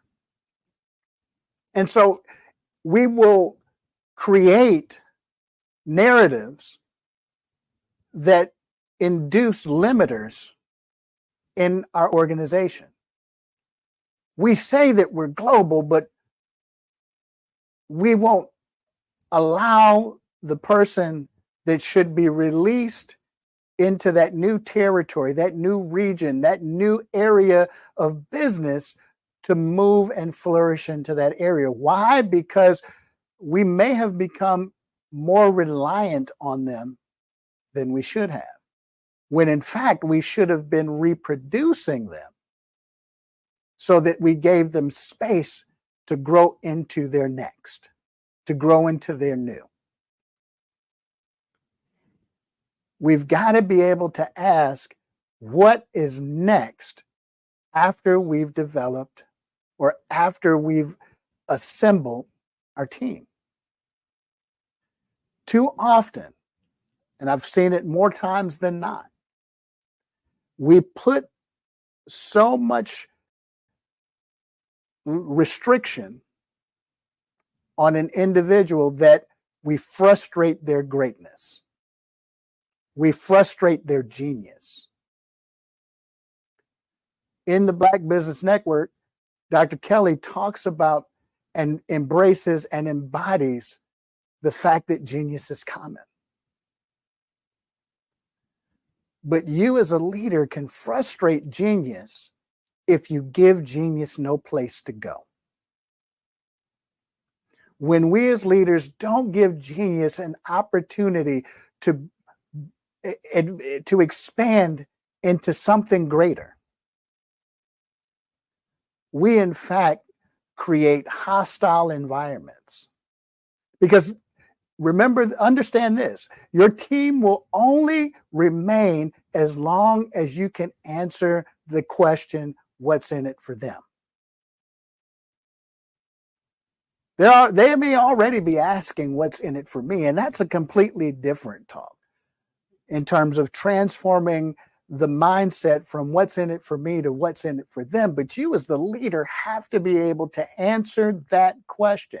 What's in it for them? And am I creating the next space for them to grow into, for them to further expand and to explore and to bloom into the fullness of what it is? Because if you connect those kinds of people on your team, there is absolutely nothing that your team cannot accomplish.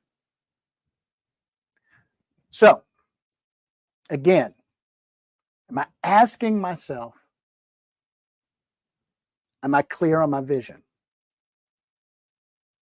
Have I revisited my vision again and again and again to make sure that it's still saying the same thing?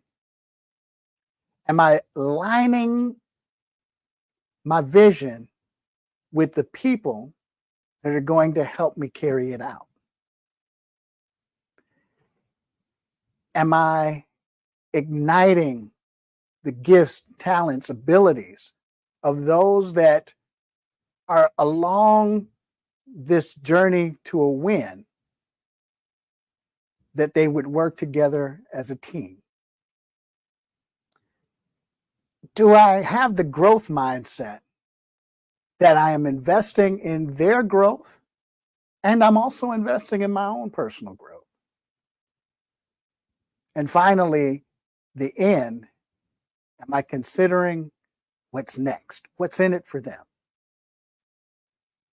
When we align our mindset, when we align our teams along these lines, what we're going to find each and every single time is that we create teams that are aligned to win.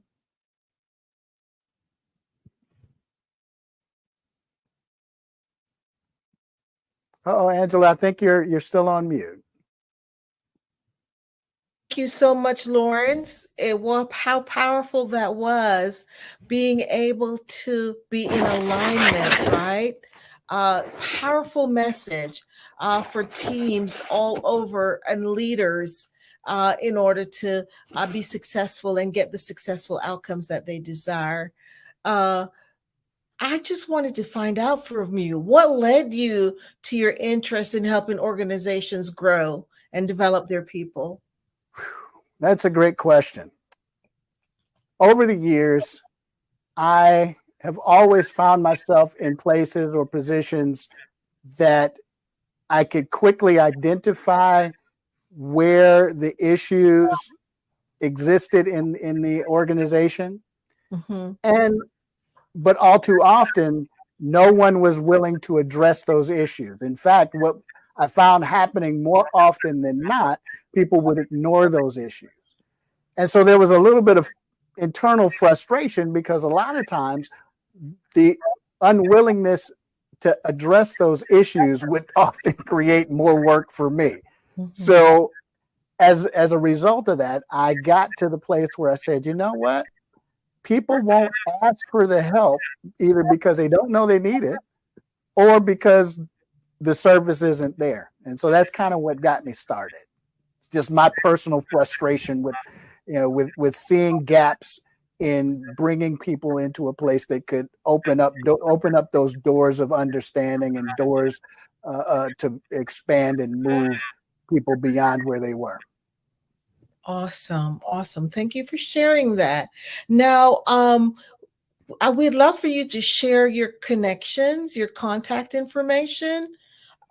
Absolutely. So I can be reached on pretty much every social media outlet that there is, but primarily between LinkedIn as well as Instagram, Facebook, is LTN Leaders Who Win.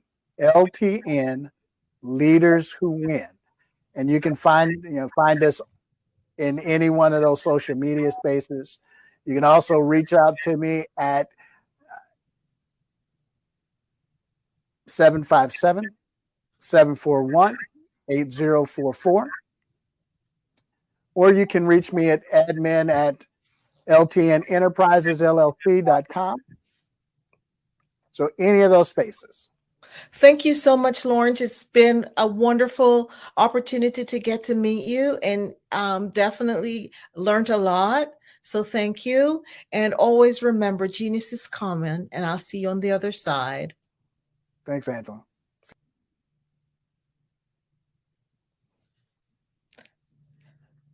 The Black Business Expo's mission is to raise funds for high school seniors going to college or K-12 entrepreneurs.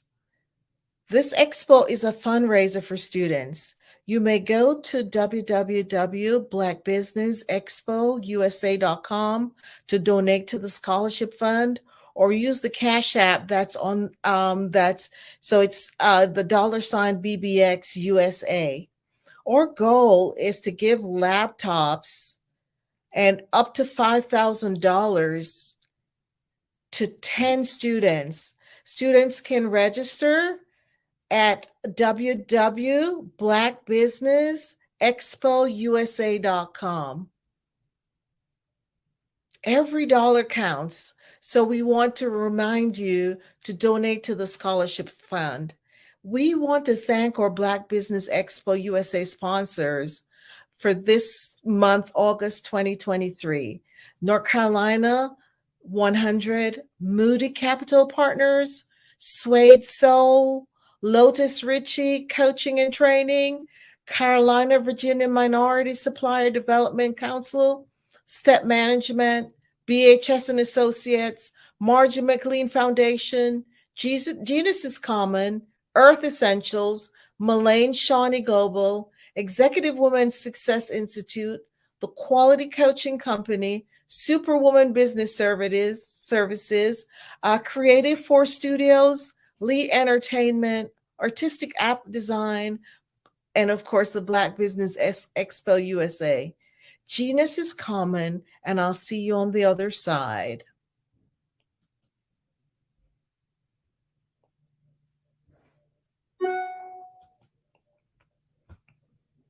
I'm Ramon Ray, founder of Smart Hustle Magazine and smallbiztechnology.com.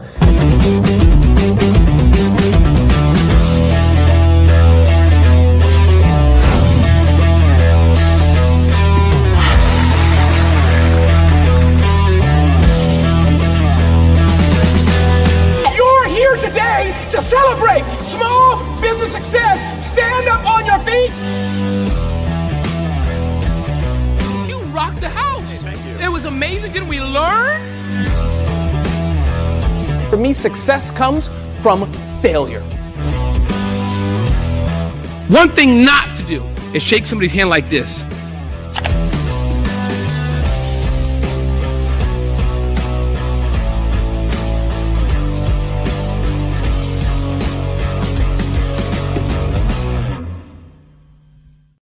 I'd like you to imagine with me, if you will, opening an app where you can collaborate with like-minded individuals from around the world, get inspiration and in-app tools to launch and grow your business, as well as share your knowledge and earn compensation, all in one app. Well, the name of that app is Truso, short for Truly Social. Hi, I'm Matthew Newman, the founder and CEO of Truso, a new concept in social media. Truso is designed from the ground up to be a platform that's both social and empowering for all its users.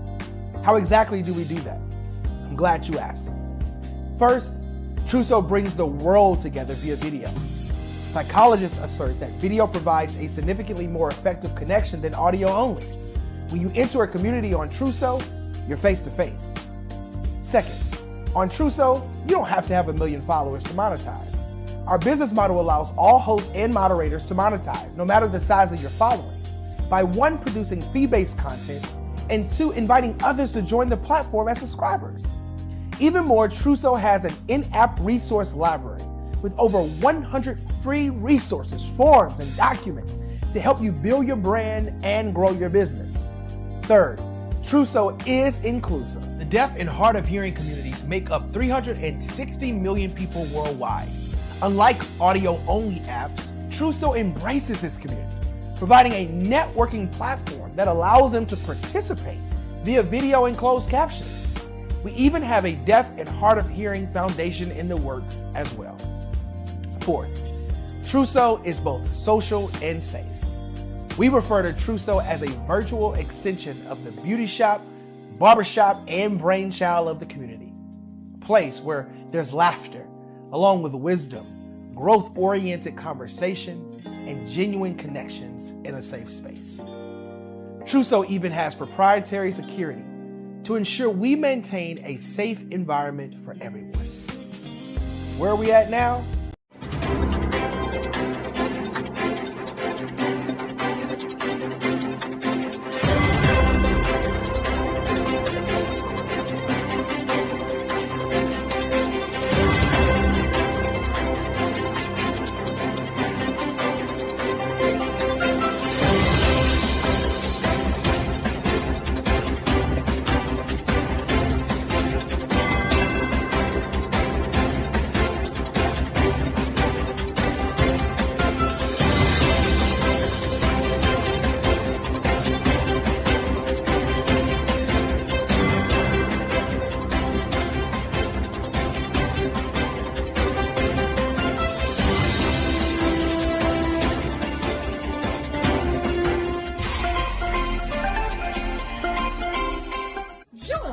Dr. Eric Kelly III and a host of phenomenal speakers from all around the globe for this 7-day virtual event that you don't want to miss. The mission of the Black Business Expo is to raise scholarship money from kids all the way from high school, all the way from college. The Black Business Olympics is one of the largest Black business showcases in the world. It is an opportunity for businesses and companies to showcase their businesses globally. We are going to be giving away laptops up to $5,000 away to students. Again, I'm Olivia Appleberry, the founder of 2 Cents Finance and one of the speakers for the expo. I am so excited to see you there. For more info, go to www.blackbusinessexpousa.com or call 919-308-9090 and hope to see you there. I am Black Business. From the moment I wake until the time I sleep. Yes, I am Black Business. I am Black Business. Tell me, are you Black Business? I am Black Business. Do you support Black businesses? Listen, I support Black business because I am Black Business.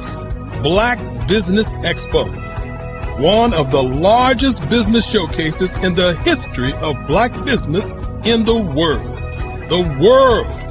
Sign up today at www.blackbusinessexpousa.com or call 919-308-9090.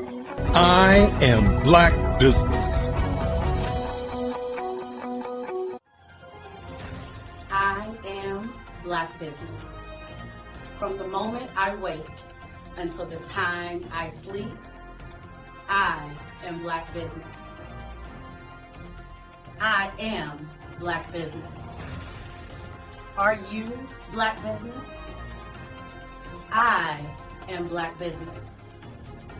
Do you support Black businesses? I support Black business because I am Black Business. Black Business Expo, one of the largest business showcases in the history of Black America in North Carolina. Black Business Expo, one of the largest business showcases in the history of Black business in the world.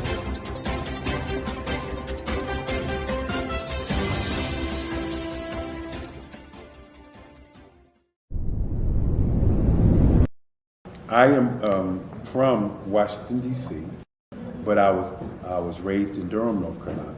I came to Durham when I was about 5 or 6, and then I traveled back and forth to D.C. because it's where my people are from.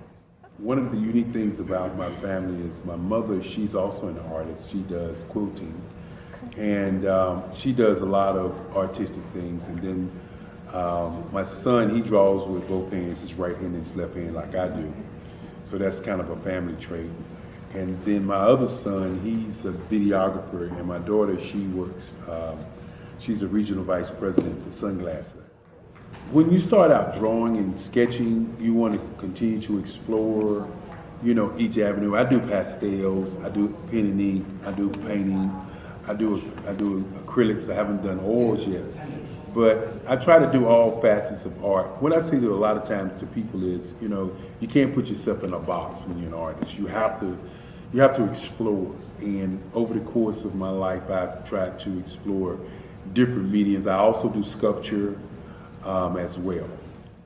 I choose my subjects by the intensity that they have in their faces, or the intensity that somebody is moving, because I do more than portrait drawings. I also do I do abstract, and then I do figurative drawing also.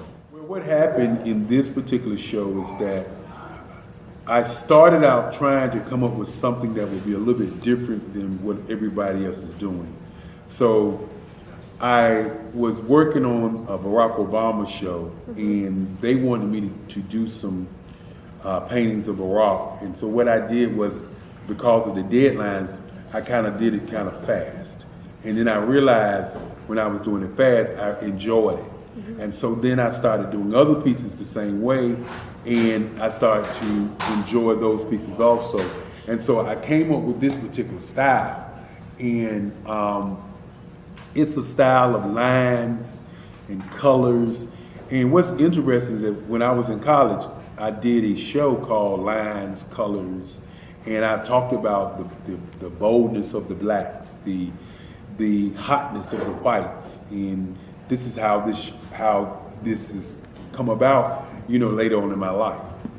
And the colors comes from a lot of the entertainers that I work with, where they wear different colors. They don't wear, your plain reds or your whites. They wear different colors, and so that's also another piece of what's giving me the colors. The subtitle of this show is Faces That Speak Life. That's real critical. Faces that speak life. Each one of these pieces is a life source and a life energy that's being put on display for people that are looking at them. I always say in terms of my art, it's not important that I draw them. It's important what you get out of what I draw. I don't try to just draw it because you like it. People wanted me to do prints. I didn't do prints. People asked me to do different people, but the people that I choose are people that make a difference in the lives of people in the world. So the human landscape idea was, again, as I say, the lines represent your emotions, it represents your ideas, and it represents your journey as a human being. And that's why you get the different pieces and the different looks. And as you notice, I try not to do one look that looks alike another look. And that's what's the most important part of this show.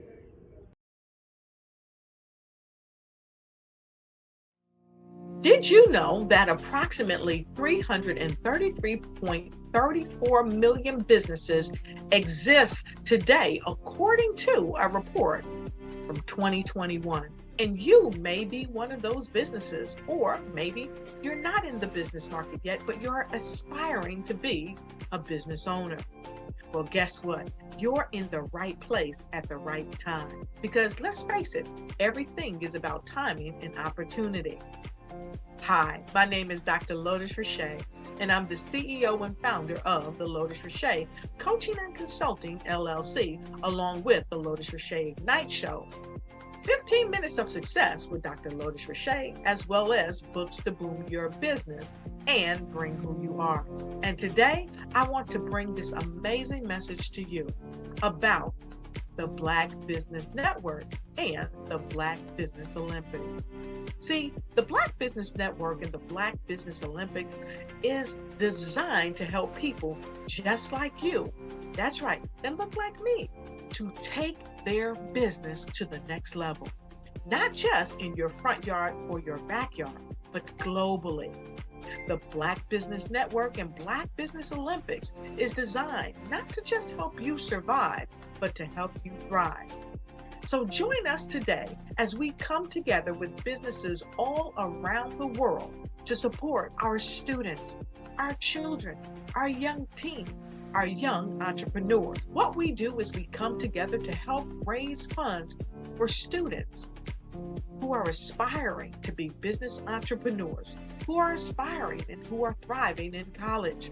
We endow them with a wonderful opportunity to gain scholarship of either a laptop or several thousands of dollars.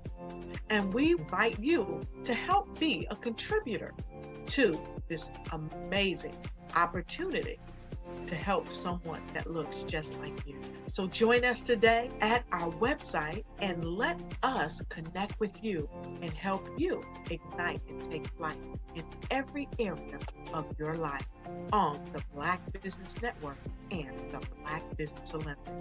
I'll see you on the other side.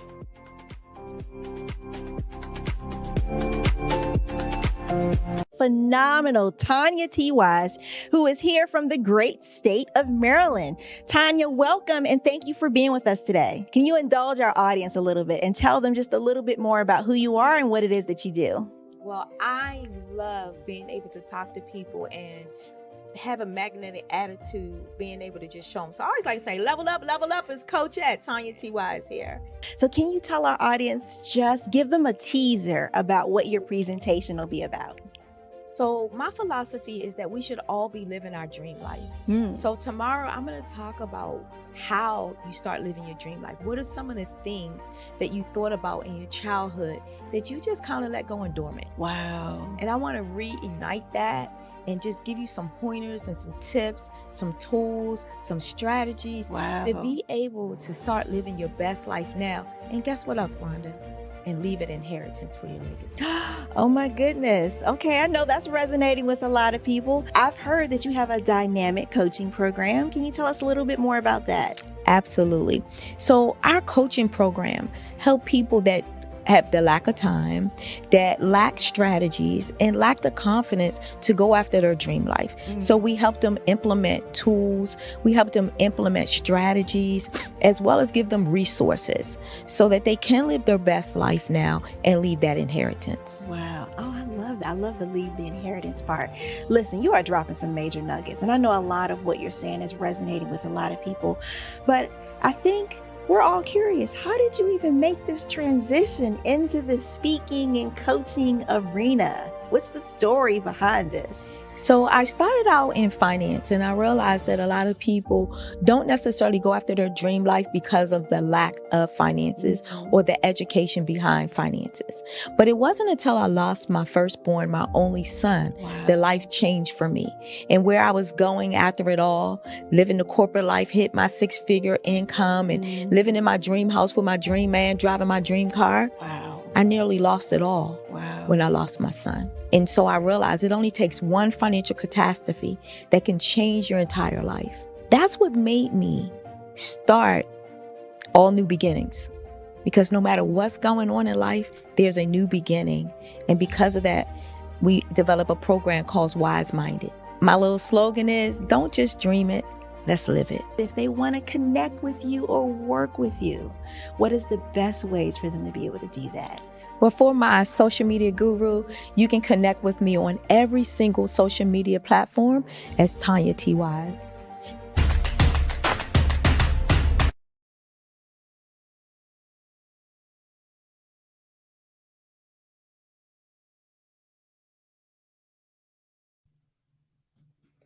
Good afternoon, business owners, entrepreneurs, thought leaders, and corporations. Welcome to the Black Business Network this afternoon.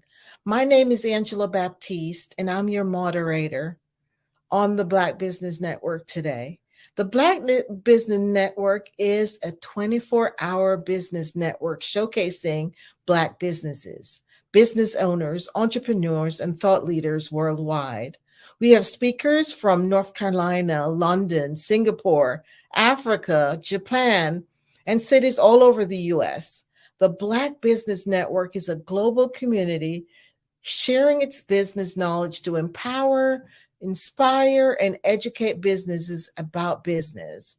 Today we have our keynote speaker, Chanel Dickerson, who will be talking to us today.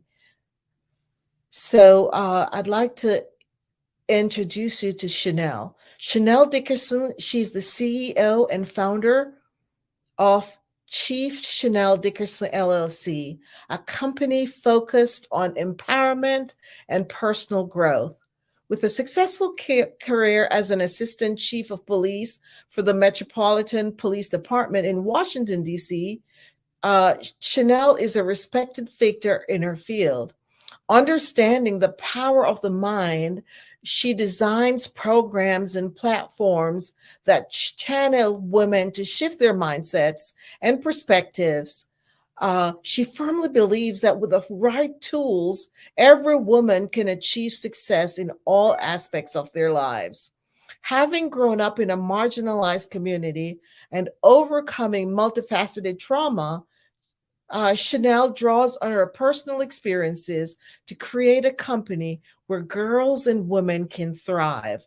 She's a trailblazer in her own right and has developed strategies and programs that has propelled her law enforcement career, surpassing the obstacles faced by women in a male-dominated organizations. So I introduce you to Chanel Dickerson.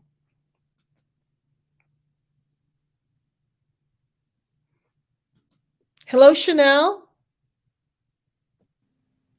Hi, sorry about that, Angela. Thank you so much for that warm introduction. I like to thank Black Business Expo and Network and Olympics for having me here today, because I know what I have to say will change the lives. And just to explain a little bit more about who I am, I worked in law enforcement for over 30 years and I retired last year. And for over 3.5 years, I was the highest ranking woman on the Metropolitan Police Department in Washington, D.C. So in January the 6th, I was the highest ranking woman on the Metropolitan Police Department in Washington, D.C. So I wanted to start a little bit about why I decided to create my coaching, consulting, and speaking business. I have branded myself as an empowerment strategist, working in law enforcement, and I work in the community where I grew up. I grew up in the District of Columbia in Southeast DC. And so I saw a lot of the challenges that the community faced, that the Black community faced as a whole. But I knew what challenges I faced as a girl growing up in poverty, how predators tried to take advantage of the children in the community. And women were the head of households, and they were trying to navigate the crime, poverty, and just taking care of themselves. And so seeing that for over 30 years and trying to fight for women's rights in a male-dominant profession, I thought about, like, what would I do once I retired? And I thought about a lot of names for my business. And I decided on Chief Chanel Dickerson, LLC, because I'm known as Chief Dickerson. I have credibility and my reputation in the community. People know of me as an empathizer. Like, that is who I am.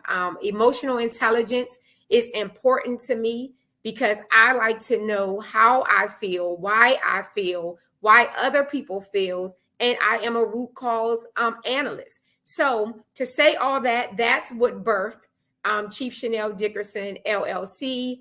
My focus have been on women and girls, although I work with law enforcement agencies, nonprofit organizations, but my niche is on girls and women. And it's obvious because I was a girl that grew up to be a phenomenal woman. It is my mantra that a woman can truly have it all when the core values are instilled within a girl.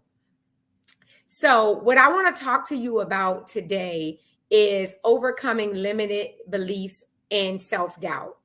I had limited beliefs and self-doubt throughout my childhood and on into my adult life as a law enforcement officer. But what I realized that only I had the power to control my life. And people had said about me years ago that I would not be successful in life because of the community that I grew up in. But I knew that I had to decide that my past doesn't define my future. So overcoming limited belief and self-doubt, you have to start with the mindset. And I talk about that a lot. The mindset is very powerful.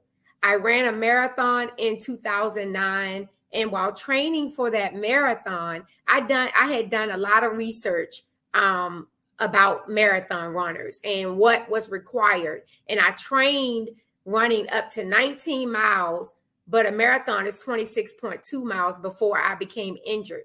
And so the constant theme that I saw was the mind. They told me that at mile 20 that my body would deplete of all of the nutrients. But if my mind was powerful and if I believed that I could, then I would. So I held on to that from 2009 all throughout my career and now into my business. So I share that with you. The mind is powerful. The body will follow the mind. If your mind say, I can, I will, I must, your body is going to step up to the task. So that's the first thing that you have to control the thoughts in your mind. Challenge the negative self-talk. The part of our brain automatically goes to, there's a part of our brain that automatically goes to the negative self-talk, to believe or thoughts, to believe that we cannot achieve all the things that we were destined to be. So you have to focus on the small achievements, the small wins. You have to focus on those and say, like, you break them down into manageable sections. Like if you have a goal, you break it down into manageable sections. So when you achieve a small part of it, then you celebrate, because that process, you process that in your brain that I have done something good. So you got to counter the negative talks. Also, you have to plan ahead for whatever it is that you want. Set short, mid, and long-term goals. Because when I think about like where I want to be in the next 6 months, and then the next year or two, or the next 5 years, like you have to write those things down. But I caution you not to go too far, right? Because if you are a person that's struggling with limited beliefs and self-doubt, you already believe that you can't. So looking 5 years from now, you can't even imagine what you're going to do tomorrow. So you definitely don't want to project what your life is going to look like 5 years from now. So start small.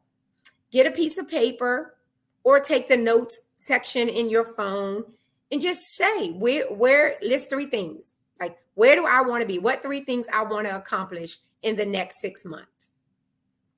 And then think about one thing that you're doing right now that will keep you from achieving those 3 goals. So you need to remove something out of your life. It may be people, places, or things, whatever that is. It may be one thing you need to move out of your life. It may be several, but let's just focus on one. And then look at what is the one thing that you need to do differently to be able to achieve that. For example, if you want to buy a new car, maybe your spending habits, you have poor spending habits. So you need to save more money to be able to buy a new car. So just being intentional about what it is that you want and being strategic about it. Because what happens is sometimes we are paralyzed by fear. I've seen this, in the Black community. It's not all it is exclusive for the Black community. But because I grew up in the Black community, I understand some of the challenges that the Black community have. And sometimes we're paralyzed by fear. We allow fear to creep into our heads, and then we do not believe that we can be successful.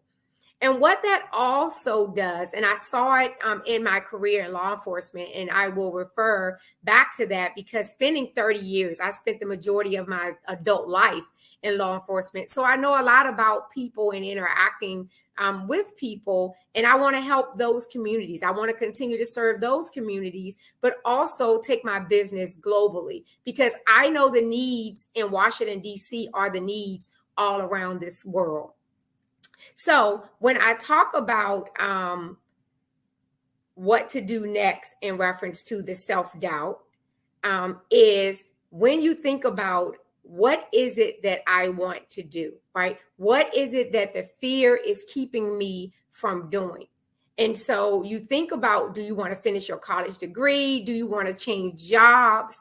But the fear is paralyzing you and you feel like you can't do it. And so what happens when that fear paralyzes you? Sometimes jealousy and envy creeps into your head because you see your friend, your family, your neighbor, your colleague, they're thriving in their education, in their careers, finances, relationships, and you are looking at your life with a negative comparison because you're comparing where you want to be or where you feel like you should be, but you're not putting in the work.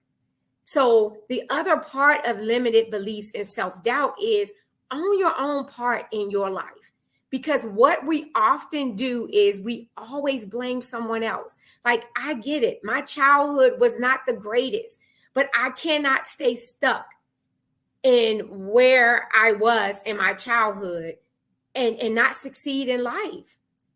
And so the one thing that I realized early on that I had no control of is the family I was born into. Now, I love my family. My parents did the best they could for me. My mom actually was a single mother, and she did the best she could. But I couldn't control that. But I could control what was next for me. And so that's what I want to say to all of the viewers is only you can stop you. What is it that you want to do? Visualization is key. You have to be able to see where you want to go or what you want to have. Write it down. Get a journal. Go back to the journal to be able to look at it and see where your progress is and what you need to do things differently. Do not be afraid to pivot. Pivoting is key when you're on the wrong track. And sometimes in life, and I know this has happened to me, I have come to the fork in the road where there was a fork on the left and the right, and you choose one path and you get halfway down and you realize that that path is not working out for you. Don't be afraid to turn around and try a different path. And that's what happens. Some of us get into careers that we're not passionate about. It's not our purpose. We just go there to make money. We're unhappy every day. And we have all of these ideas that are just stowed away in our brain, and no one ever realizes our full potential. So I say to you to focus on that and be intentional about that. And I want to take you into my last project that I'm working on, because that ties into overcoming limited beliefs and self-doubt. And what Chief Chanel Dickerson did, I decided in February of 2023 to start an anthology, a book anthology. It's titled Uncuffed Voices, Her Story is My Story. And what that book entails is there's 19 women in law enforcement, including myself, where we have former and current women who once wore the uniform and the badge, join forces together to write a collection of stories to inspire, motivate, and empower others.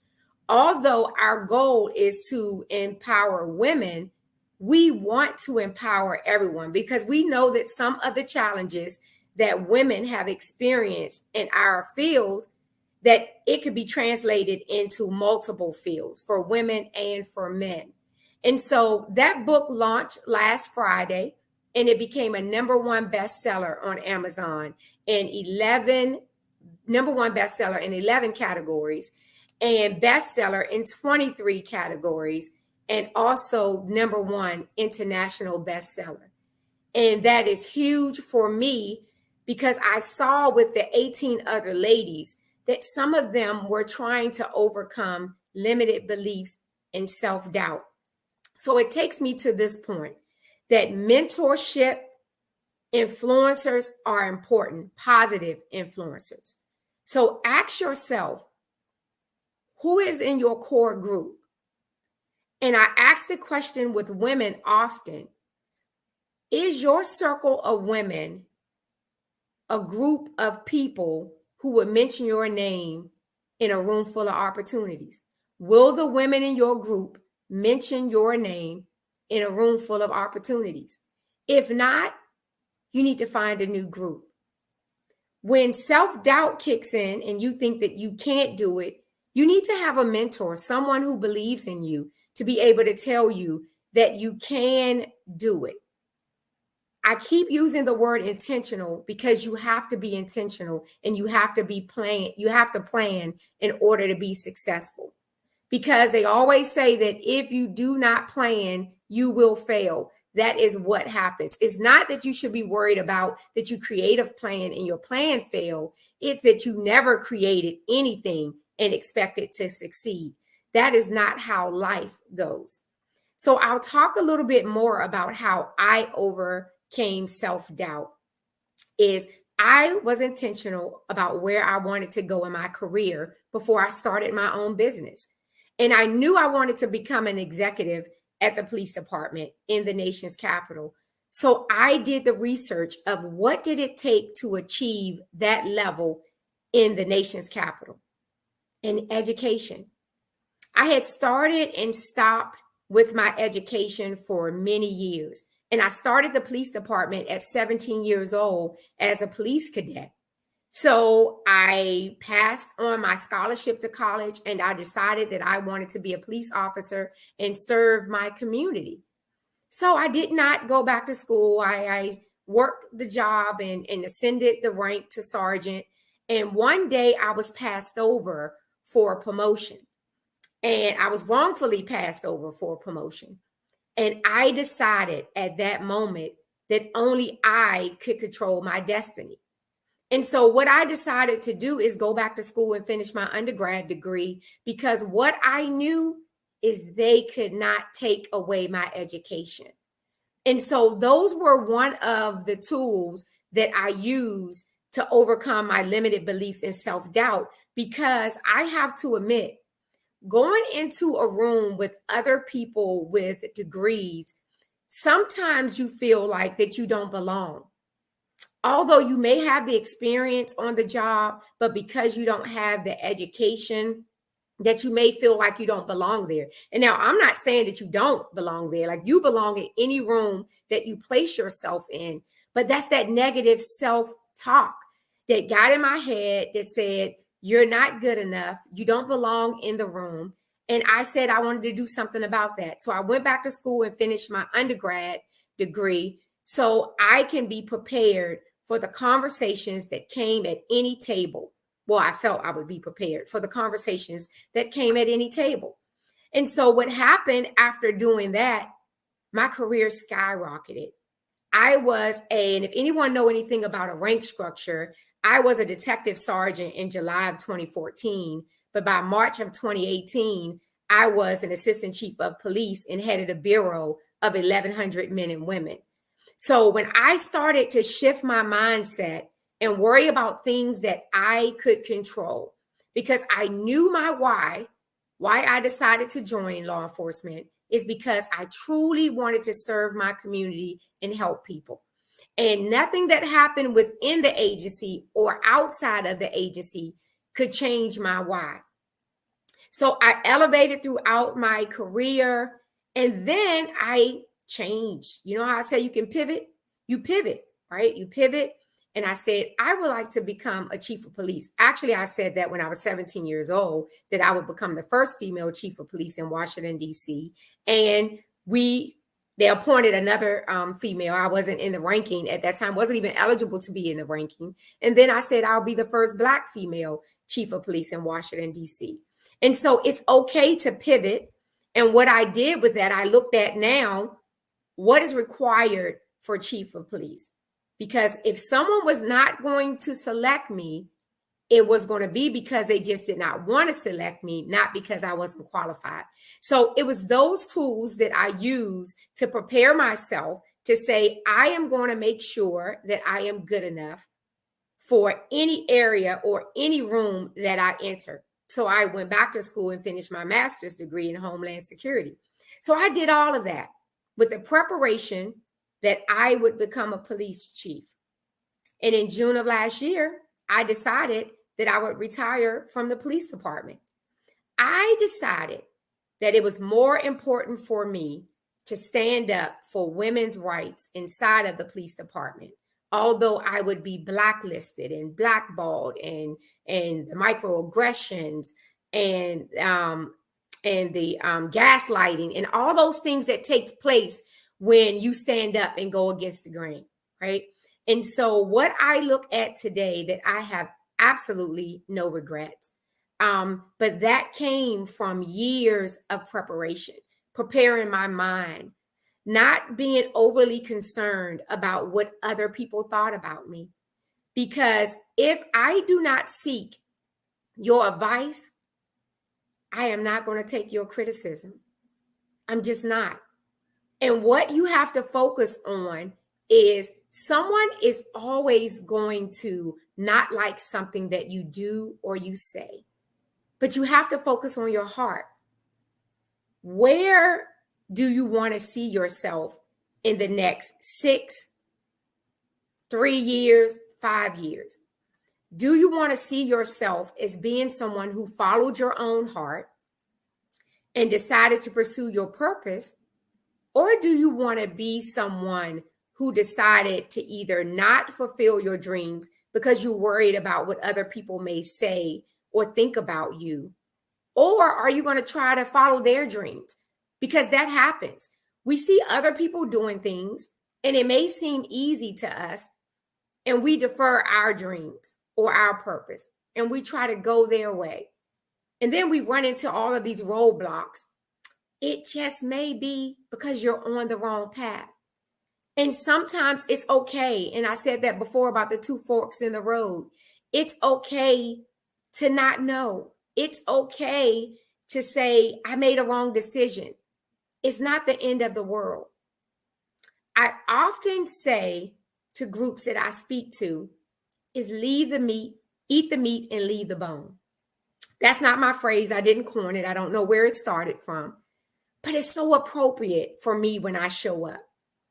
I spoke last week at U.S. Customs and Borders Protection's women's group, and I talked to them about like my tech person before I left, and she prepared the presentation, and she said to me, I hope everything goes well with your presentation. And of course, when we got there, nothing went well. There was technical issues for the first 15 minutes of the presentation, but I was able to adapt. And I told the group that when my technician said, I hope your presentation goes well, my response was, I know it will. And she paused and said, wow, that's a great mindset. And I said, it has to be, because if I show up to give it my all and do my best, that's all I can do. And what you need to know is that your best will change from moment to moment. If a day you're not feeling well, if you lost someone in your family, maybe your job is just enormously stressful with all of these deadlines, maybe your performance may alter a little that day. But show yourself some compassion and give yourself grace, and know that you still can live to fight another day. That day does not decide who you are, and you just get back into the race. You get to decide who you are. I often talk about how we define who we are and we determine how people treat us. And the other thing I'll talk about with that is how you show up at work. How you show up at work, if you do not prioritize family, friends, all of the other things that are important to you, your job, your career is not going to do that for you either. You determine. So what I found with myself is I would always take calls after hours, even before I was required to do so. I sacrificed a lot of family engagement. And what happened is that caused burnout. I didn't even understand what burnout looked like. I was experiencing the lack of patience, the sleeplessness, the gaining weight and not eating healthy. Like all of these things was happening to me, and I didn't like the person who I had become. And I felt like I was regressing. I had made so much progress with limited beliefs and self-doubt. And I felt like all of a sudden, one thing happened in my life and it was changing the way I viewed myself. So I'm letting you know here today that just because you may be on the right track, just know you could be only a couple of seconds away from reverting to who you are. But mindfulness and self-awareness is crucial in order for you to bring yourself out of it. You just have to know in life what things affect you. What's your sources of stress? Can you remove them? Can you minimize them? So there's a lot to take in with what I've said. I know I've said a lot, but it's important in reference to for your mindset to be clear on what you need to do in life. And so I am excited about where my business is going to take me. I have a 12-week program working with women to help them build their confidence so they can dominate their careers, relationships, finances, and education. Thank you so much, Chanel. That was powerful. Thank you for being one of those women who felt and did what was, you felt that call and you did it. You took that fork in the road and did what you needed to do. Yes, thank you so much. Thank you. I just had a few questions that I'd love to ask. I'm sure the audience wants to know. While working in law enforcement, did you experience any self-doubt at all? Oh, absolutely. And I kind of mentioned it a little bit before, is I started with self-esteem issues when I was younger, and it entered into my adulthood, into the police department. And working in a male-dominant profession, you often feel as a woman that you're not good enough to be there, that you have not earned your right to be in that profession or to be in any rooms you enter. How did you overcome that? Well, it started with practicing self-care. I had to start working on what was causing the self-doubt. I had to look at like my childhood trauma and focus on healing from my childhood trauma, because that was a source of my self-doubt. I didn't realize that it was, but once I started going to therapy and working with a natural path and eating healthier and exercising, I realized the source, because oftentimes we miss the root cause. Like we see whatever the problem is, and we normally go in to try to fix the problem, but what caused the problem? And so that's what I did, and that's what helped me overcome. I'm a big journaler. And so I like to journal, and I write down a lot of things that happen during the course of my day, and my emotions, how I feel. Oh, interesting. And I know you talk about working in a male-dominated field. How did you, and how do you navigate being a woman in that male-dominated profession? Basically, it's preparing yourself for the position. What I did not want to happen is I did not want to become a diversity checkbox. I didn't want someone placing me in a position because I was a woman or because I am a Black woman, and then I'm not able to fulfill the task. And so that's where my education came into going back to school, taking certifications, and college is not for everyone. So I'm not saying you can't succeed, although a lot of law enforcement agencies require at least 60 college credits. But I am an avid learner, right? Always continue to read and learn something new. So when you're in the room with other people, that you can speak intelligently about any topic that you want to talk about. Wow. So how do you invest in yourself and practice self-care? Meditation, my faith in God, that's important to me, is prayer and meditation. And I respect that everyone that I work with may not share the same beliefs that I do. So in my program, I focus on the meditation and taking time out for yourself every day, and the 15 minutes of exercise. I tell everyone to start with 15 minutes, because we all have 15 minutes that we can walk for 15 minutes. We can do some form of exercise for 15 minutes. And once you start doing that, the consistency kick in, the discipline kicks in, or because you won't always be motivated. But if you start with the 15 minutes and become consistent, at least you'll be disciplined. So that's what I do. The exercise part is very important for me, because exercise is important for my mental health. And what I learned, not only in law enforcement, but just navigating through being a new business owner, of trying to figure out, like, who did I want to serve in my business? Because there have been plenty of job opportunities for me to go and work for someone else. But I decided to stay along this path and do this career. Wow, powerful. Yes, consistently. There's a quote that says consistency compounds. So yes, when you're doing something consistently, it compounds and gets, definitely gets you to developing great habits, for sure. So where do you see your business going in the next year? Globally. I want to work with women outside of the United States. And actually, I say that, but one of the women that I work with, she recently moved to Doha, Qatar. So she lives actually in the Middle East now. But I can say now, I guess I got to pivot again and say now I want to work with more women who are global. Yes. I noticed that you just released your first bestseller, Uncuffed Voices. What was your vision behind that?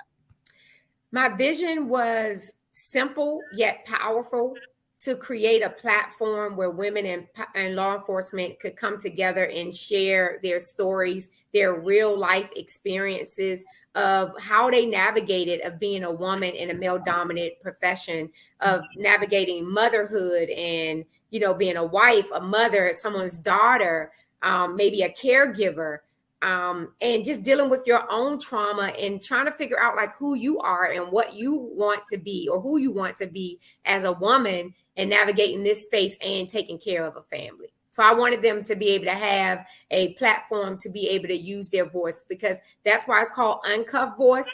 And for our logo, we have like a handcuff that's open and then a voice that's open, because you're no longer forced to be silent, that you have a right to use your voice.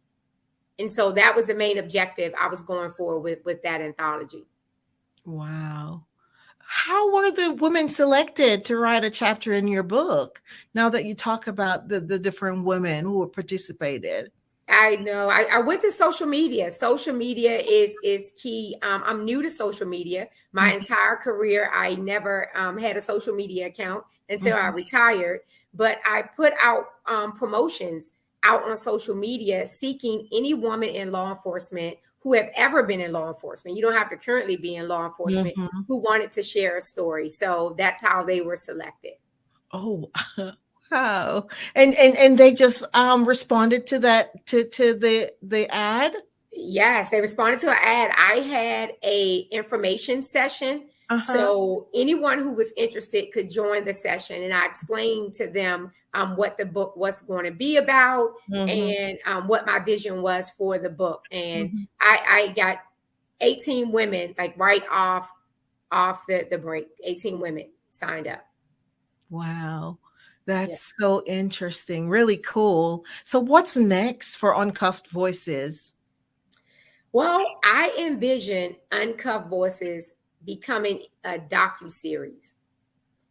It would be great for the 18 chapters that are in that book, that we could create a docuseries with each chapter being an episode, or perhaps a docuseries that include women all over the world who have worked in this field and just didn't share their story or didn't run across me, back in February, but have a story to tell. Powerful. Yes, that would be cool.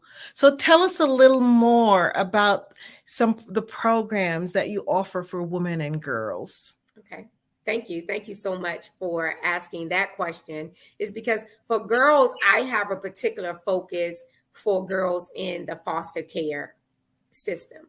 Because what I learned during my time at the police department, and I started back in 2017, a missing person campaign, and it made national news. A lot of the celebrities were talking about it because a lot of Black girls were missing in Washington, D.C. So that was my campaign. And what I wanted to do then is to bring awareness that a large number or a large percentage of Black girls were being reported missing. And I wanted to make sure that they received the same level of media attention and investigation. And so what I found is girls and boys, but it's children in the foster care system are vulnerable. The predators prey on them because they feel like that no one cares about them and will not look for them. So that's what my program is now, is to build their confidence, for them to know that they are valued and they have a rightful place here. And because of whatever their home situation is like, it does not mean that they can't thrive in society. So that's what the program is for girls. It really all starts in the mind. I kept focusing on that, but I'm telling you, if your mind tell you you can't do it, you will not do anything in life. Yes, so true. The mind controls everything. Yes. So it's so important for us to think positive thoughts and translate that into actions for sure. So is your business connected with your law enforcement experience? I think it does in more ways than one. Yes. And that was part of the reason why I decided to name my business Chief Chanel Dickerson, because that was part of my brand. It's a lot of things that are happening in communities all over the country with law enforcement. So I have a responsibility to bridge that gap between law enforcement officers and the community. So that's where my consulting work comes. I have branded myself as an empowerment strategist, and it does not just talk on the consultant or focus on the consultant or the speaking. It's whatever it is that you want. If someone wants me to come into their organization to look at their policies and see if their policies promote diversity, equity, and inclusion. And so, yes, the short answer is yes, my business definitely overlaps my law enforcement career, because I noticed a lot of things that happen internally at my organization and how we showed up in the community, that I think it's important for me to be like this catalyst, if you will, to make sure that people are respected and heard in the community. Thank you so much, Chanel. Really a lot of things to offer to the community which you serve, and you're alluded to going global. So I wish you all the best. And it's such a pleasure to talk to you and get to learn more about your service. So always remember, genius is common, and I'll see you on the other side. See you on the other side. Thank you so much. Have a great day. You too.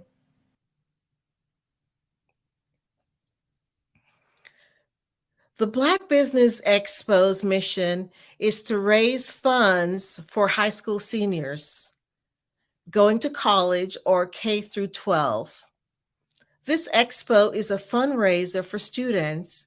You may go to the www.blackbusinessexpousa.com to donate to the scholarship fund, or use the Cash App $BBX USA. Our goal is to give laptops and up to $5,000 to 10 students. Students can register online at www.blackbusinessexpousa.com. Every dollar counts. So we want to remind you to donate to the scholarship fund. We want to thank our Black Business Expo USA sponsors for this month, August 2023. North Carolina 100, Moody Capital Partners, Suede Soul, Lotus Ritchie, Coaching and Training, Carolina, Virginia Minority Supplier Development Council, Step Management, BHS and Associates, Margie McLean Foundation, Genius is Common, Earth Essentials, Malane Shani Global, Executive Women Success Institute, the Quality Coaching Company, Superwoman Business, Creative Force Studio, Lee Entertainment, Artistic App Design, and the Black Business Expo USA. Genius is Common, and I'll see you on the other side.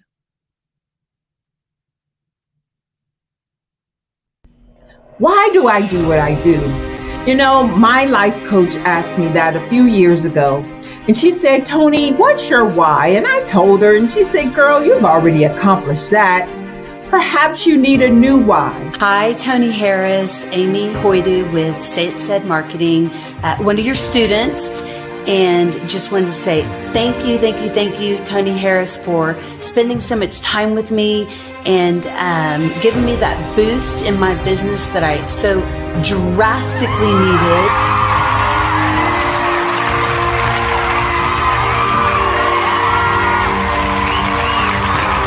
My why is to touch, move, and inspire my clients to take drastic steps to be better than they were before they met me. I'm a resource. I'm a connector.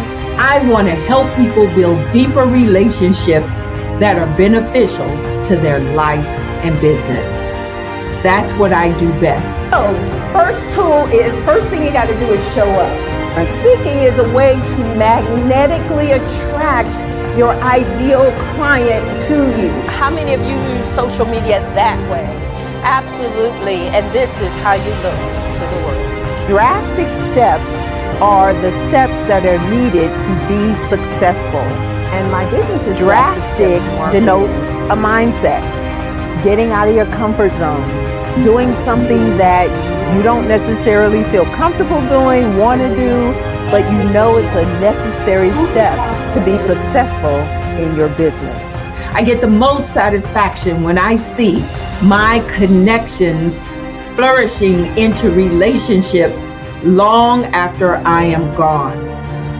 Hi, my name is Jasmine Augustine with Media Jasmine, and I've joined several networking and referral groups in the area. And Network in Action Northwest Houston with Tony Harris Taylor is one of the best organizations that I've joined. I love that piece of what I do, and it is what fuels my fire.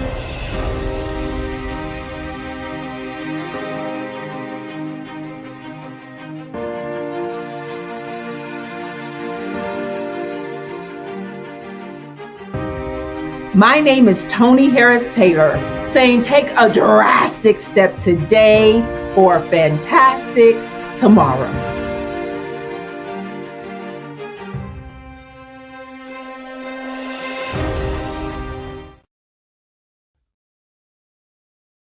Follow the Brand TV broadcast host, Grant McGaugh, as he visits with top executives and entrepreneurs to find out their secrets of success with their personal brand. Follow the Brand TV broadcast host as he focuses on brand development to build better relationships, bring value to your business, relationships, and career. You will enjoy listening to each episode that is tailored to speak to you directly. If you're looking for this type of clarity in terms of building your brand, you have tuned into the right station.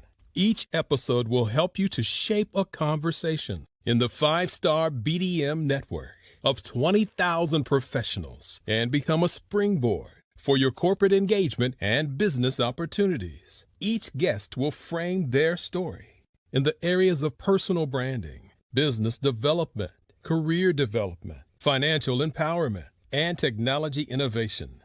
Grant McGaugh explains why he is the CEO and owner of his own professional career. Grant is an accomplished business leader and entrepreneur who wants to give back to individuals to grow their personal brand strategy. Tune in as he weaves his story about new possibilities, while to you exceed expectations. If you love storytelling, this show will make for fun.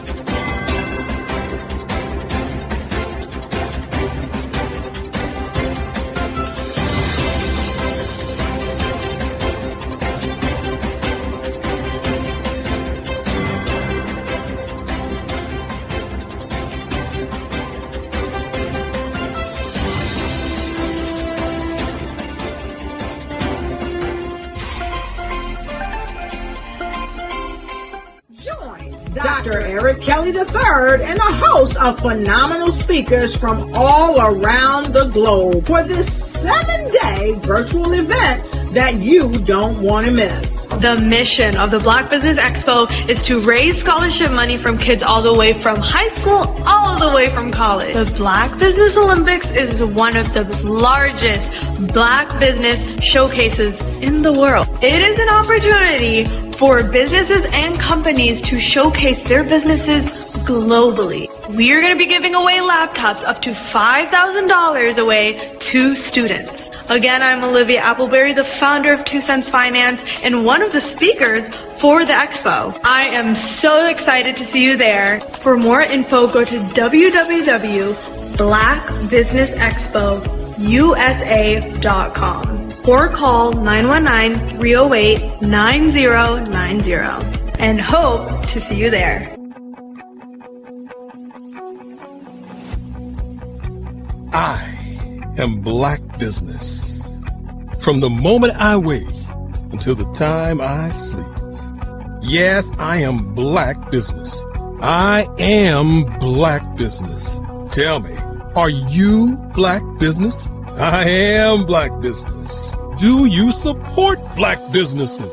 Listen, I support Black business because I am Black Business. Black Business Expo, one of the largest business showcases in the history of Black business in the world.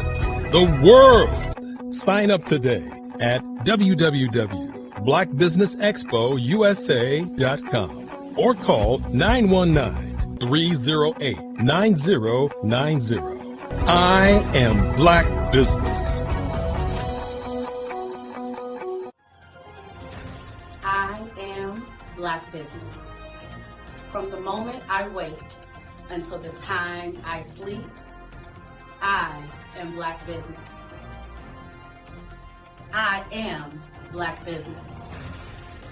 Are you Black Business? I am Black Business. Do you support Black businesses? I support Black business because I am Black Business. Black Business Expo, one of the largest business showcases in the history of Black America in North Carolina. Black Business Expo, one of the largest business showcases in the history of Black business in the world.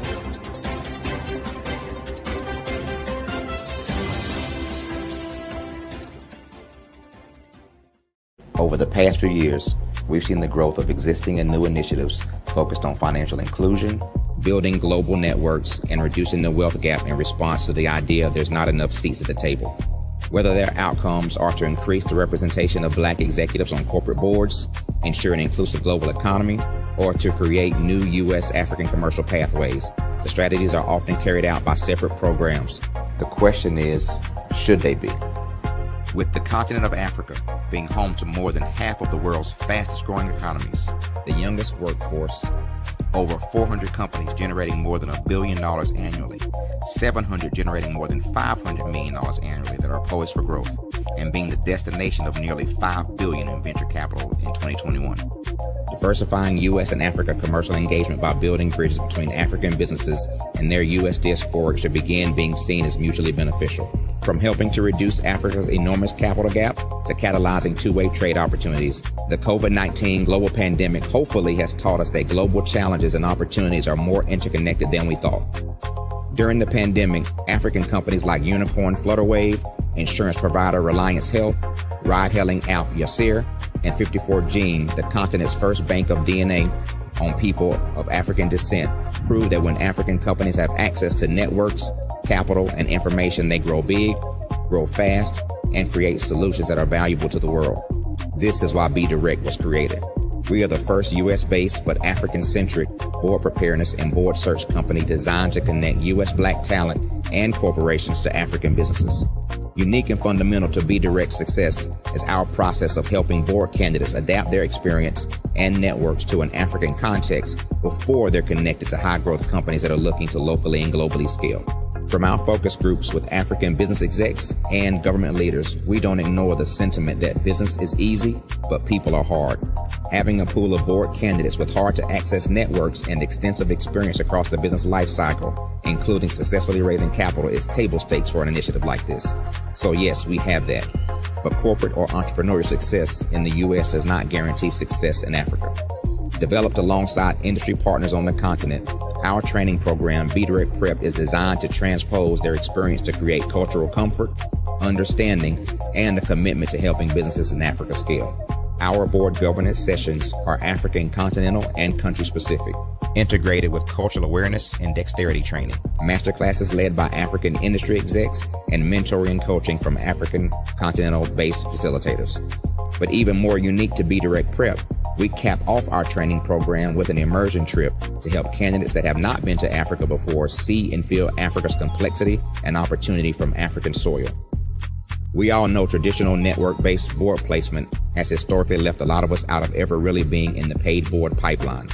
Our strategy supports the work of many great organizations that are successfully filling seats at U.S. board tables by creating more tables for those that are still left on the sideline. It's time to start seeing the role and value of U.S. Black talent and businesses on the continent of Africa differently. Old perceptions and habits limit economic inclusion. Let's transition Black talent and the African businesses they will support from the periphery of the global economy to its core. Living in a global lockdown, we all know now how fast local and global economies can change and see the value of having businesses that hire, strengthen local value chains, and even grow globally. Status quo in any form holds back progress. We must democratize U.S.-Africa commercial engagement by socially and economically connecting cultures that have long been disconnected.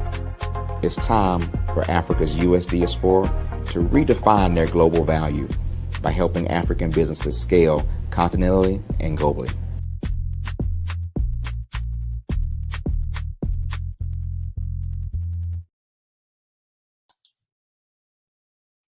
Hi, I'm Barbara Smith. Genius is common. My genius is executive coaching and professional corporate training. As the master executive coach and corporate training ambassador for the Genius is Common movement, I help business owners craft their stories in such a way that you know exactly what they do, what they have, and what they bring to the table. Many times as business owners, we are asked, so what do you do for a living? And we could be crushing in our businesses, but we're not quite sure exactly what to say in a short amount of time. Well, I help you take those stories that are the reason why you're in business and why you're so passionate about your business and craft them in such a way that people are drawn to you as opposed to being repelled by you. Because every conversation, every time you talk to someone about your business, you are excited about it. But are you really conveying what you do, what you have, and what you bring to the table?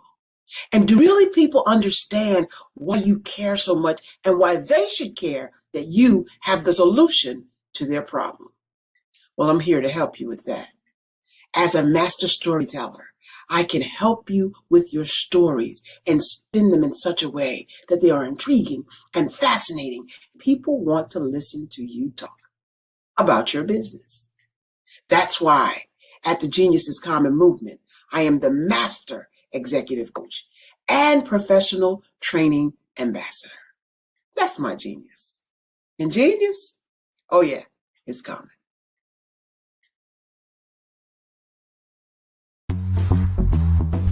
Attention all entrepreneurs and companies. Are you looking for reliable and efficient virtual assistants and back office support to help you manage your business tasks? Look no further than Superwoman Business Services.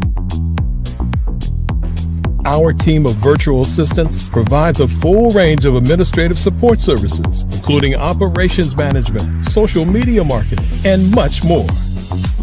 We also offer website design services to help you create a professional online presence that reflects your unique brand. In addition to administrative support and website design, we offer business development and structuring services to help you grow your business and achieve your goals.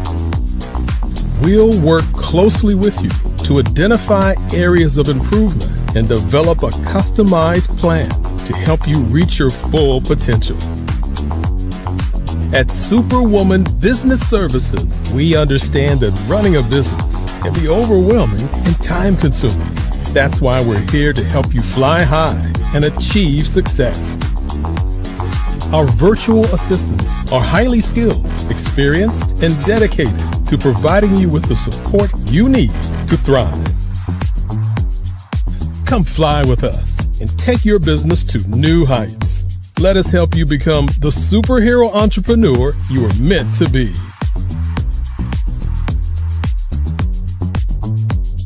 Contact Superwoman Business Services today to learn more about our back office support services. Come fly with us and take your business to new heights.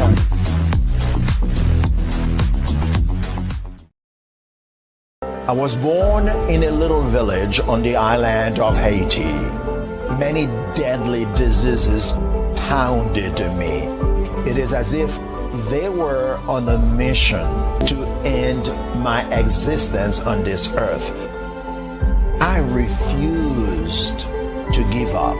In 1983, I left Haiti and came to the United States of America. And I came with $5, 2 shirts. I didn't speak any English. I came to Atlanta. I got a job. I was a doorman. I was a doorman with a dream. What I used to come on stage. I'd rehearse this moment that I'm standing in front of you. That's the power of a dream. Maybe today is the day you begin acting as if you already have it. And then step out with full force. Take a risk. No condition is permanent. Don't let your situation distract you. You are chosen. You are called. You are born for a purpose in this life.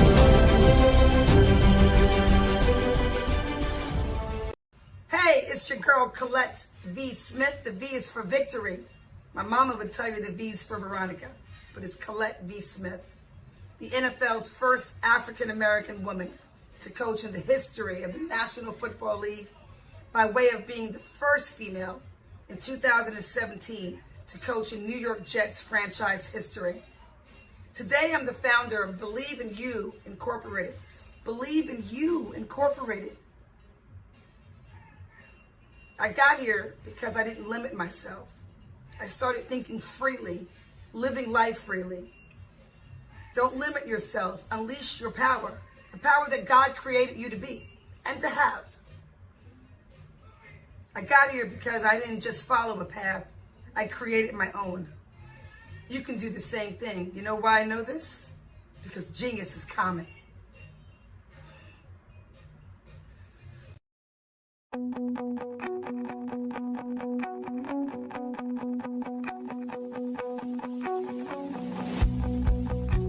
I am Black Business. From the moment I wake until the time I sleep. Yes, I am Black Business. I am Black Business. Tell me, are you Black Business? I am Black Business. Do you support Black businesses? Listen, I support Black business because I am Black Business. Black Business Expo, one of the largest business showcases in the history of Black business in the world. The world. Sign up today at www.blackbusinessexpousa.com or call 919-308-9090. I am Black Business.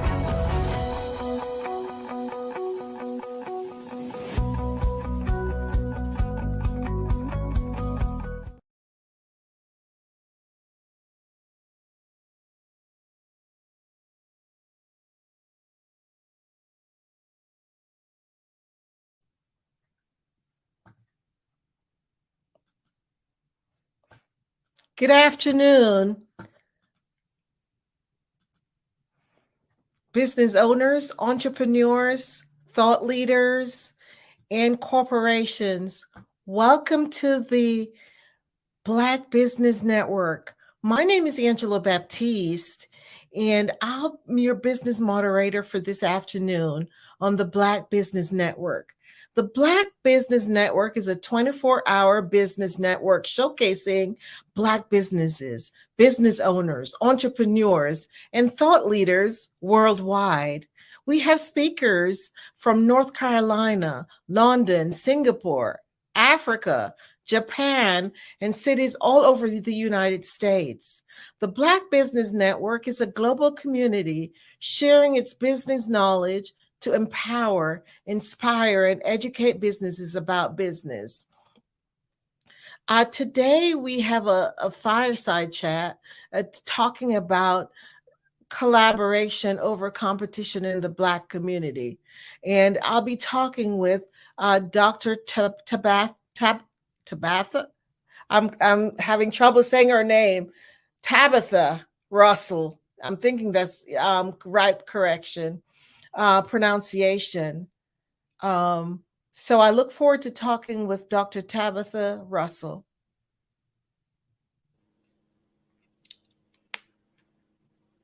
Dr. Tabitha, welcome to our show today. Thank you so much for having me on today. It's such a pleasure. It's and I look forward to talking with you. So tell me a little bit about what you do. Okay. My name again is Dr. Tabitha Russell. I am the CEO and founder of Inside Inspired Women, which is the home of Breakthrough Millionaires. So I help women determine what it is that they want to do through their purpose, as well as I help them to expand on one idea, excuse me, and take it and make multiple streams of income out of it. Wow, I see you're losing your voice. Are you okay? Yes, ma'am, I'm fine. Thank you. Okay. Okay, so what led you to get involved in that type of business?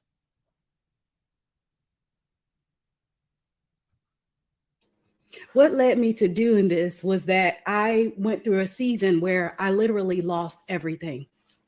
I've been a business owner for well over 20 years, and I thought I knew some things. I thought I had things all together, as well as because I had been out there in the industry so long, seemingly things were not going as planned. I took on a business partner at one point, and with me doing that, I made one decision and lost $500,000 through that one decision.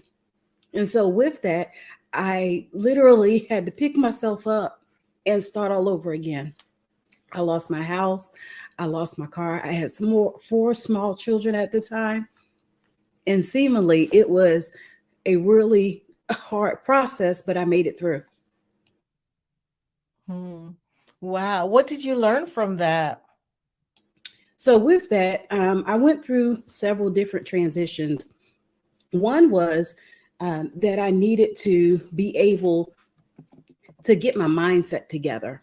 Through all of that, a lot of times going through something like that, it will cause you to seemingly have doubts that it could be done. It would cause you to have fears around the possibility of even have a remotely little bit of success. So for me, through that process, I learned that I was stronger than I gave myself credit for, as well as there were times where I looked around in my circle and there was nobody that I could turn to. But through collaboration, it led me to someone that knew just a little bit more than I did, that helped me to be able to change the trajectory of my business, as well as my thought process around going through all of this. Wow. So it made you a stronger person. Oh, absolutely. And that's where I got the concept of collaboration over competition, because one of the things that I realized is that in competition, or in collaboration rather, we have the opportunity to change the landscape, change the face of our thoughts. We have the opportunity to now link with somebody that could help us to accelerate our process. And let's face it, history tells us that a lot of times we don't see a lot of this going on for whatever reason. Because of the way that things have gone in the past, people are very leery of trying to hook up with someone else in order for them to be able to learn things necessary that they need in order to take them forward. However, because I was hungry, because I still believed in the whole thought around being a successful entrepreneur. I wanted to still hang in there and give it a shot. So one of the things that I did was listen to the instructions that I was being provided at the time. Because let's face it, success was not something that I grew up around, that as far as entrepreneurship was concerned. And so therefore, I was basically on an uncharted course by myself, first of all. And then now I'm out here and I'm faced with this tragedy of losing everything. I literally had to figure out what I was going to do. One of the things that I knew that I could do, because I left corporate America to be an entrepreneur, I knew that I could go back, at least make six figures, get some benefits, and start all over again. So I tell people that sometimes even in your process, if you have to go back and redo some things and restructure and then launch back out, do what you have to do. But let your story be your story and not sometimes look at other people. So I learned that through collaboration in itself, that it can be a powerful tool. Wow. I could imagine how devastating that is. But, I love how you talk about it, because failure sometimes, failure, it depends on how you look at failure. Because when you've experienced it, and if you look at it, as you said, like a learning experience, and say, okay, how do I grow from that position? Then you come back stronger and better, right? Yes, absolutely. It allowed me to really go back to my grassroots, go back and rebuild my foundation. And this is where I get the thought of, now we need to diversify ourselves, right? Create multiple streams of income, because if one stream is not working, you still have other streams to rely on that you could potentially continue to build and foster those areas. I did not know that initially when I got into business and being an entrepreneur. I thought the main thing was the main thing, and that was all I was focused on. And I put all of my time, my energy, my resources, all of that into it. And what I found is that that was probably not the smartest thing to do. So through my lessons, through my experience, am I now able to help others fortify themselves in such a way to where if something happens, let's face it, we just went through a major pandemic, everything shut down, all of that. And I don't think that I would have ever thought that the world would stop for a period of time in my lifetime, right? In my lifetime. And so when that happened, we saw large corporations close their doors. We saw mom and pop shops close their doors. And let's face it, in our community, we'll say the Black community, we're already at odds, right? Our dollars don't circulate, and we keep a lot of our dollars in our community like our counterparts, right? So with that happening, I learned that now we can do some things differently. Since if I got to start all over again, I might as well do things differently while I'm at it, right? So I definitely collaborated more. I also got myself to where I got a little bit more education as well, right? Like the areas that I felt as though that I was lacking in, I started to study.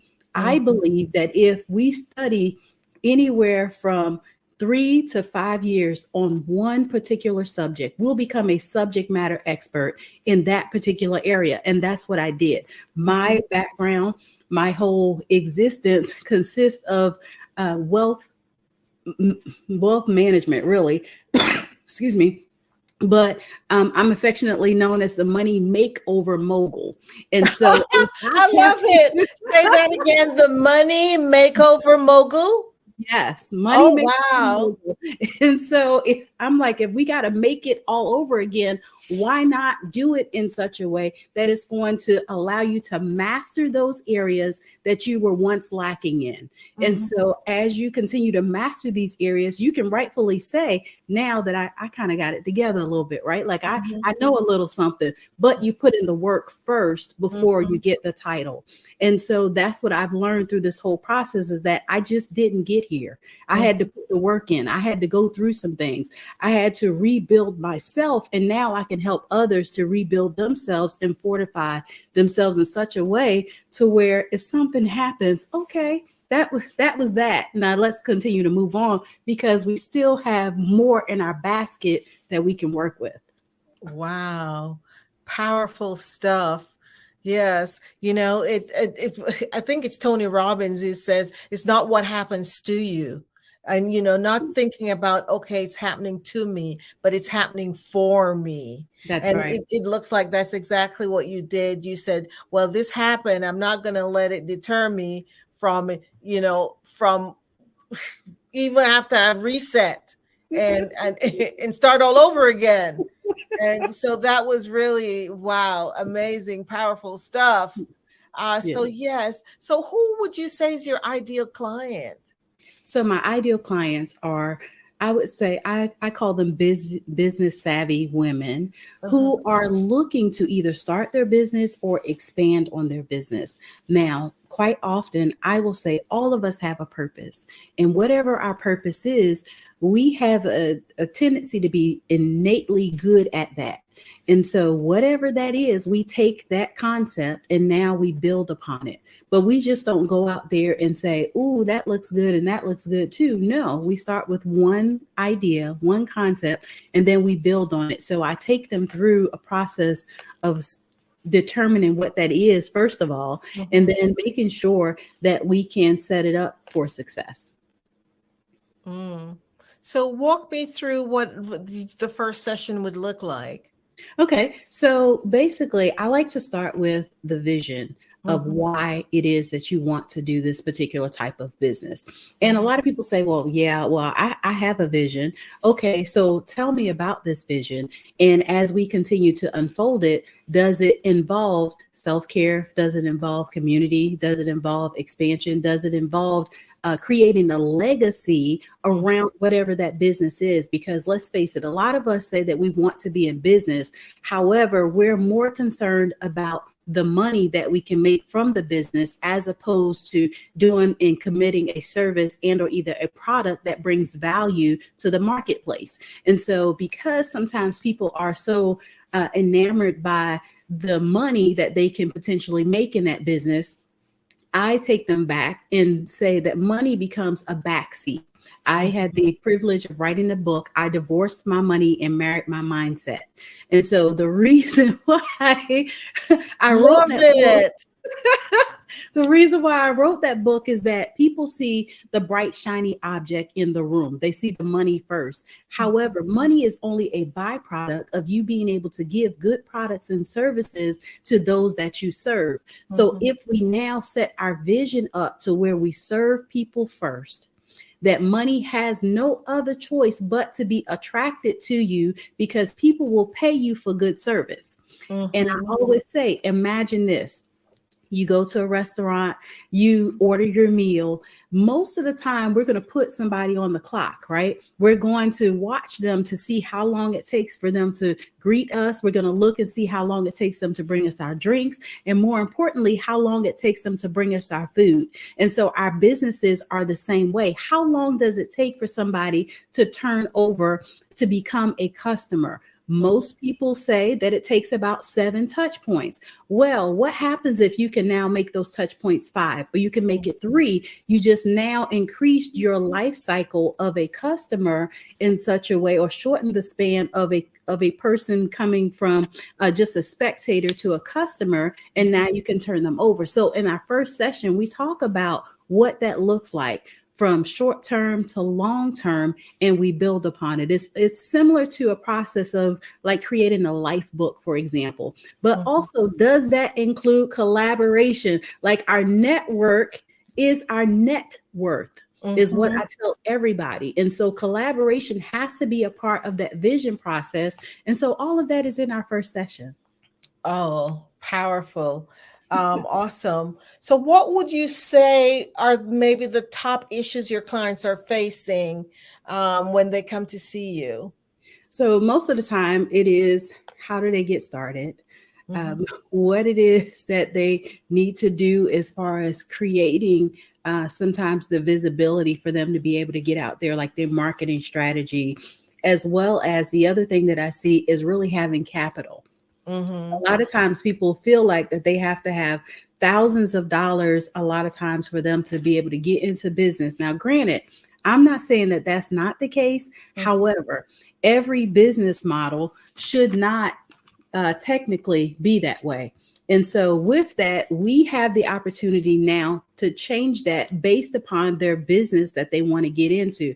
Let's face it, social media has become one of the number one tools that most people seek nowadays. We spend hours and hours on social media in any given week. And so we have some tools that we can use, right? We can go online as well as different things that we can do that can help us to put our business out there and create the visibility. So in order for us to sometimes be successful, we now talk through what that process looks like. But those are the three main challenges that most of my clients experience. Interesting. What would you say is maybe one of the toughest lessons you have learned as a leader, as an entrepreneur? I will say the toughest lesson that I've learned is not to be afraid of failure. And so a lot of times, one of the things that we don't want to do is that we don't want to put ourselves out there. And I've learned through this whole process that if people cannot see you, if people cannot know, like, and trust you, they will not do business with you because they don't know you have a business. And so having a level of transparency, having a level of where you don't mind taking people on the journey with you has really been one of those things that I've embraced. And so I have literally fallen flat on my face, sometimes more times than I would care to count. However, it has allowed me to become stronger and be at the place where I can successfully and confidently say that I own multiple successful businesses. I couldn't say that at one point. I could say that I'm about to show up on this job and clock in at 9 o'clock and be there until they tell me that I can leave and like it. I remember those days, but now that I have the opportunity to help to impart wisdom into others, it gives me the greatest joy. And that is what helped me, though, to be able to overcome some of the challenges that I've had. Yes, just that ability to be resilient. And even though you go through hard times, you look at the failure as, okay, what did I learn from it?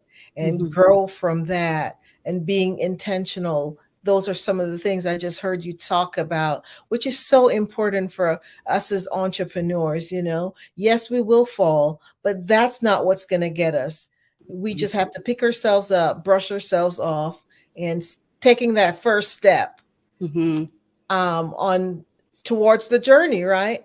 That's right. Because I'm sure you have a goal that you're heading towards, and so you're focused on getting there. Awesome. So who inspires you? So I will say that my mother inspires me. It wasn't really until I gotten older that I learned how much she really enforced the way that I think. I would say that when I was younger, I didn't realize that we were less fortunate and we were without. When I was growing up, I had the opportunity to go to some very nice high schools, I will say. I had the opportunity to go to college, even though we were poor, even though we were without. But my mom worked so hard to provide for us to where it wasn't until I got older that I really start to appreciate that. And when I look at her today, that she's such a great money manager, that it warms my heart. But I also look at those that are successful, that are out there, that are doing it as well as, like, I will say, the owner of the Black Business Network. I think that this is just really so amazing with being able to do this. But more importantly, I'm inspired by God, right? God, who Mhm. is the head of my life, Mhm. that he has given me the ability to create wealth. He has given me the ability to have wisdom, but better yet, an understanding. So I'm inspired a lot of times by those that are doing the work as well. Those are putting in the time to help others, because I realize that it's not about me. It's not about me, my children, my husband. It's not about any of that. It is how I can help others to get to where it is that they can get to. That is what inspires me even the more, because I realize just being able to see that transition in most people is worth it all. Yes. I'm just reading this book called Dare to Serve, and it's a powerful book about, you mentioned about serving others, and that's what our purpose is. And as entrepreneurs, when we really focus on serving those that we're wanting, it's such a big difference, because as you mentioned again about people want to do business with people who they like and care, know, like and care for them, right? And who they could trust. That's who they want to do business with. So what book are you reading? I'd love to hear what book you're reading. So currently I'm reading The 7 Money Rules for Life. It's by Mary Hunt. And I have, even from the first chapter, had the opportunity to get some good information from that, as well as I've been rereading another book that I just wrote. It's called Go F Yourself. But more, importantly, is it out? Is it published? Yes, it's on Amazon under Dr. Tabitha Russell. But it's the premise of the book is finding faith, fortune, and fulfillment. And the reason why I wrote that book is that a lot of times we're still missing it. Like there's still some key components, some small nuggets, some small tweaks that we can do even in our own lives, where we can get to that fulfillment, that place that we say, okay, I'm good. I've really arrived. I'm helping people. I fortified my finances and all of that. But a lot of times I'll read several books at a time as well. That's me too. Someone was asking me, because someone asked me that question, and I said, wow, I'm reading 3 books. Because, as a coach, I have to be reading what my clients are reading. That's right. And then, I'm reading for myself as well. They were dying laughing. They're like, how do you do that? That's right. I do. I have one down here. I have one in the car, and then I have one that's my travel book. So it just really depends. I know, if you love reading. I mean, I don't know if this has happened to you before, but you have an audiobook, right? Yes. And you get to the garage and you sit there for a little bit until at least you get to the end of the chapter. Has that happened to you before? Yes, it has, for sure, because I believe in every day. One of my things that I do is I get up and I listen to something motivational every day. After I do my devotional, after I journal just a little bit, I will read something that is motivating. So that way I get to set the course of my day. The tone. I believe in doing that. When I don't do that, sometimes I feel a little off, right? But yeah, I'll listen to sometimes a couple of different audiobooks as well. Yes, I'm right there with you, because I'm telling you, I just love reading myself, and even listening to audiobooks for sure.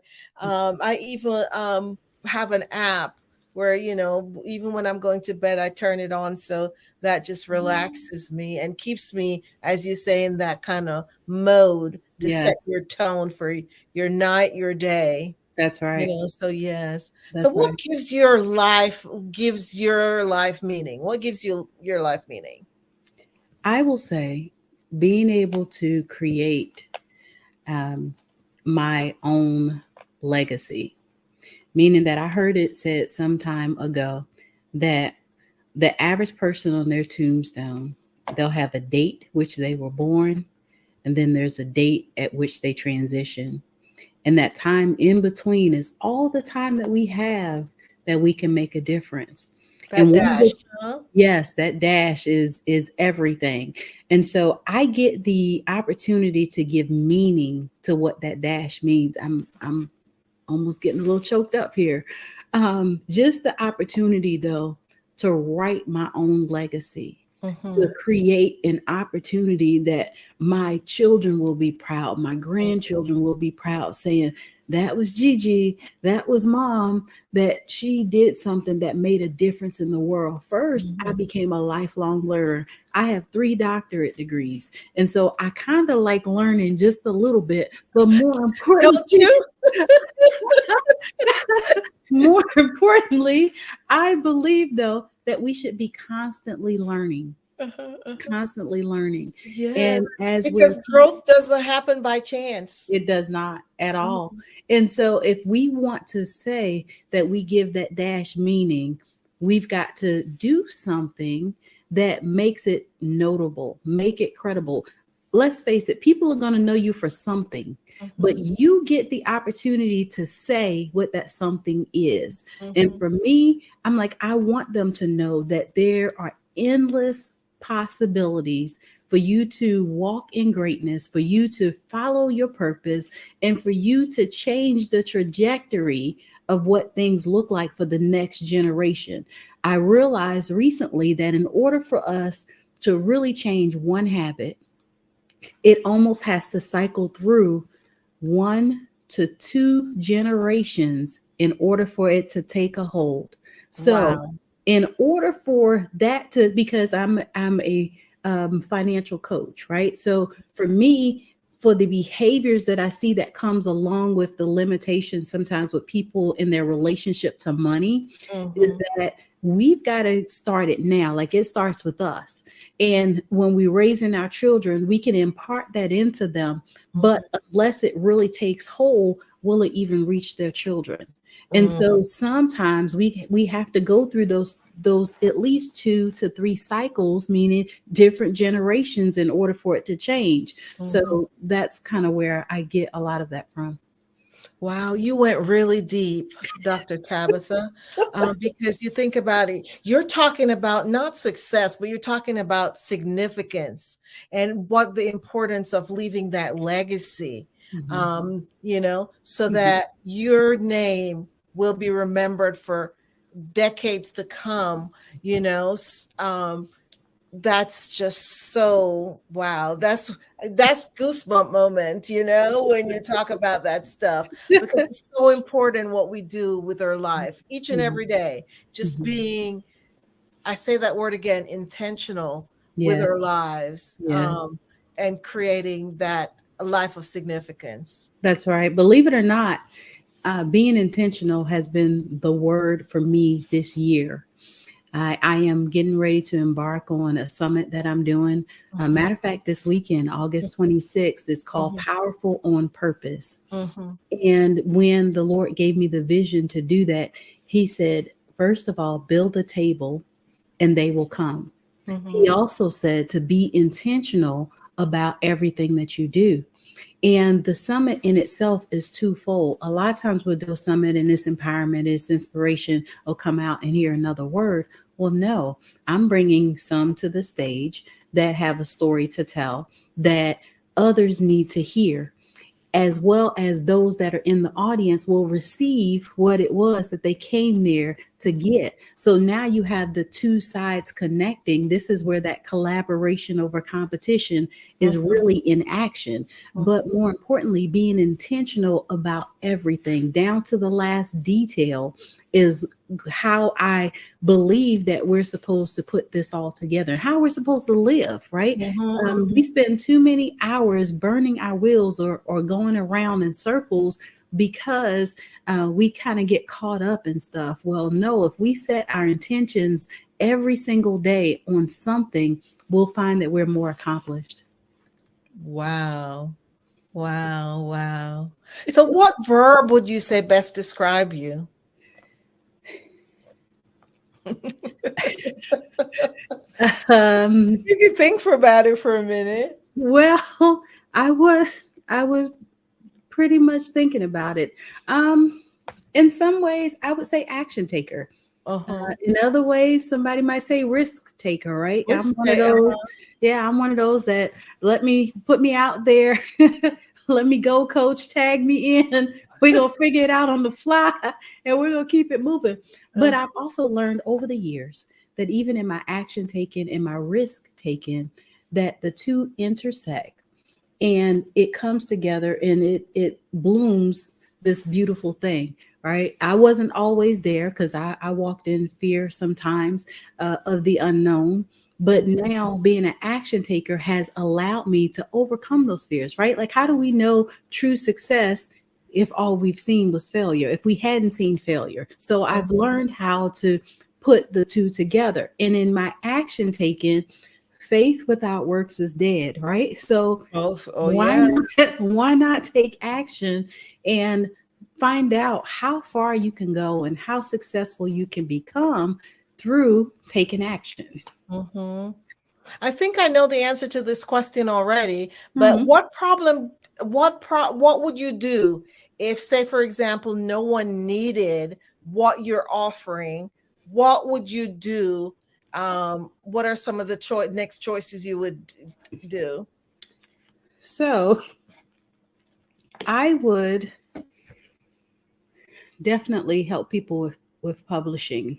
We just so happen to have Legacy Pioneers Publishing. That's a part of our umbrella. But I really love the opportunity to help people to share their story. This is how we create a legacy, is that you can put things now on paper that becomes immortal, right? Like you put your works out there that people will be able to read it for generations to come. So I would definitely probably focus in that a little bit more if I didn't help people with wealth empowerment. Okay. I think that's needed anyway, so I don't think you'll have to even think about that option, but just wanted to see what other, and I'm interested in the publishing. So tell us, the audience, more about the publishing aspect of your business. Yes. So Legacy Pioneers is the publishing side of the house. When I got out and started writing books, there was a lot that I discovered within myself, that there's a process to being able to write a book, but it's not as hard as what people think that it is. So as we are writing or helping them to craft their story, we help them with every aspect of it. We just don't say, go write this stuff, put it down on paper, and then we'll meet. No, we meet with you from the beginning. We try to find out what it is that your vision is, what the name of it is. We help with doing your cover. We help with editing. We help with getting it published and online. So throughout the whole process, we help them to be able to bring their story to life. So we just don't put you out there, say, fill in the blanks and then let's go. No, we even help with some ghostwriting if necessary. So from start to finish, we're involved in the process. And we meet with all of the clients probably anywhere from 4 to 6 times, depending upon where they are in the process. Okay. So why do you believe it is important for individuals who are struggling possibly, or, having issues, especially in your field, wealth management? Why do you believe they need to have a coach? So I tell everybody that you are the best version of yourself today by yourself without any help. So now if you collaborate and you get a coach, because coaching is collaboration, whether we want to take it on or not, it is. That is somebody that can walk alongside with you and now bring your vision to life. I believe that it is hugely important because when you link up with somebody that knows a little bit more than you, let's say, for example, your process takes you 5 years to become successful. Well, working with a coach could potentially cut down and make you more successful, let's say in 3 years or a year for that matter. It really does take the learning curve out of it and allows you to be able to cut out some of the fluffs, cut out some of the learning curve that comes along with creating wealth, or we'll say entrepreneurship as well. Yes. So tell us, what do you have in the works? I have a lot going on. I am getting ready to have my own show on the Bold Brave TV network here really soon in the next, I would say 30 to 60 days. Where's that? It's going to be on the Bold and Brave TV network. I will have my own show that I'll be doing. That's next.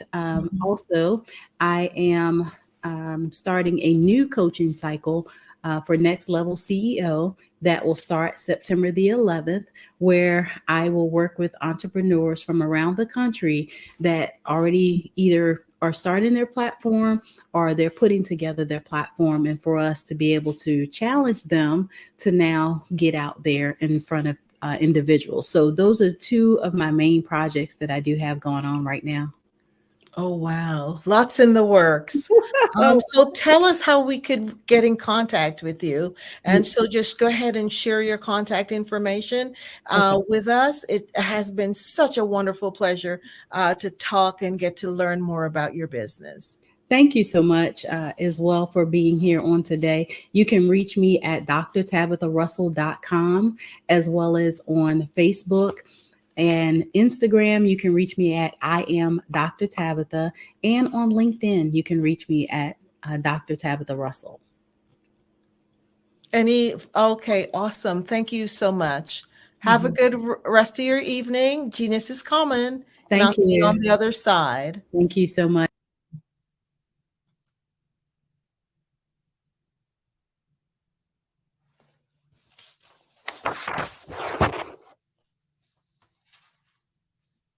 The Black Business Expo mission is to raise funds for high school seniors going to college or K through 12.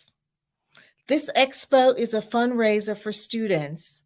You may go to www.blackbusinessexpo.usa.com to donate to the scholarship fund, or use the Cash App $BBXUSA. Our goal is to give laptops and up to $5,000 to 10 students. Students can register online at www.blackbusinessexpousa.com. Every dollar counts, so we want to remind you to donate to the scholarship fund. We want to thank our Black Business Expo USA sponsors for August 2023, North Carolina 100, Moody Capital Partners, Suede Soul, Lotus Ritchie, Coaching and Training, Carolina, Virginia, Minority Supplier Development Council, Step Management, BHS and Associates, Margin McLean Foundation Incorporated, Genius is Common, Earth Essentials, Mulaney Shawnee Global, Executive Women's Success Institute, The Quality Coaching Company, Superwoman Business Services, Creative Force Studios, Lee Entertainment, Artistic App Design, Black Business Expo USA. Genius is common, and I'll see you on the other side. Have a great evening. Did you know women represent just 3% of Fortune 500 CEOs and less than 15% of corporate executives at top companies worldwide? Have you wondered what the secrets are to getting into the top ranks, whether in the private or public sector? Do you want to figure out how to stop being held back in your career or passed over for promotion? Then you're in the right place. Hi, I'm Dr. Madeline Ann Lewis, President and CEO of the Executive Women's Success Institute. I have decades of experience in the military, the federal government, and corporate America, and my mission is to help women succeed and tap into their full potential. I want to reach 1 million plus women around the world to become the leaders they are meant to be. So if you want to move into a management or executive level position, or maybe you are a female veteran transitioning out of the military into business entrepreneurship, then reach out to the Executive Women's Success Institute at 301-693-3284. Let us get you on the fast track to success.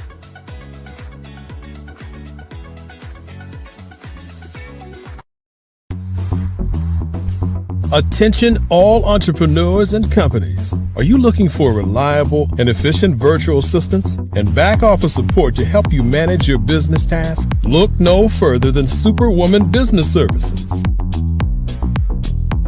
Our team of virtual assistants provides a full range of administrative support services, including operations management, social media marketing, and much more.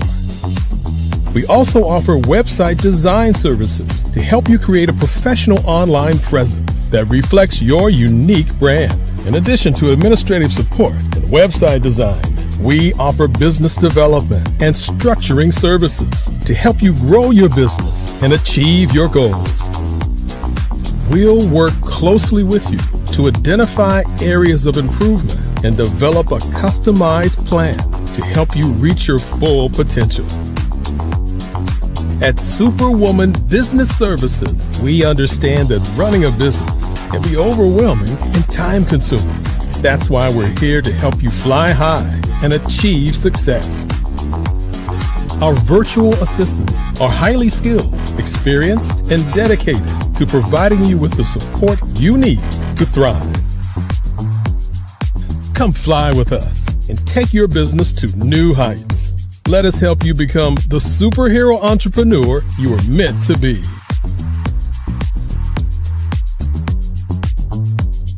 Contact Superwoman Business Services today to learn more about our back office support services.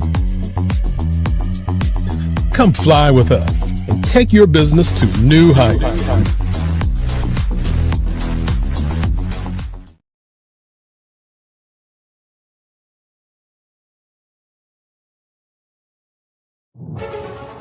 In the heart of America, there are dreams waiting to be realized.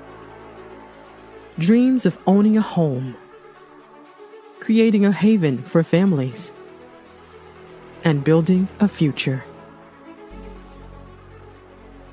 Yet, there are 13 million mortgage-ready home buyers and nearly 20 million renter households who have the credit and income to qualify for a mortgage but remain left out of the home buying process. These potential home buyers are in urban and rural America, where dreams should flourish. The big banks, the giants of finance, have all exited the mortgage lending business, decreasing their lending footprints across America. They are no longer present and active in these communities.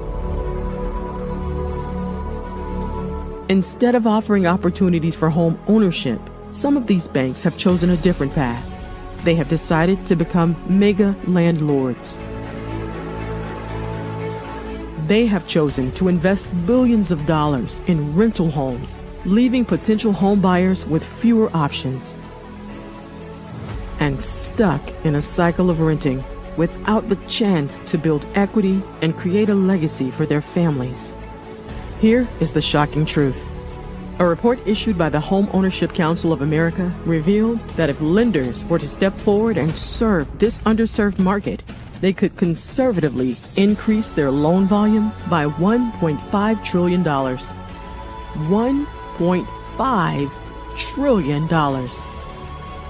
This is $1 trillion business opportunity, ripe for the taking.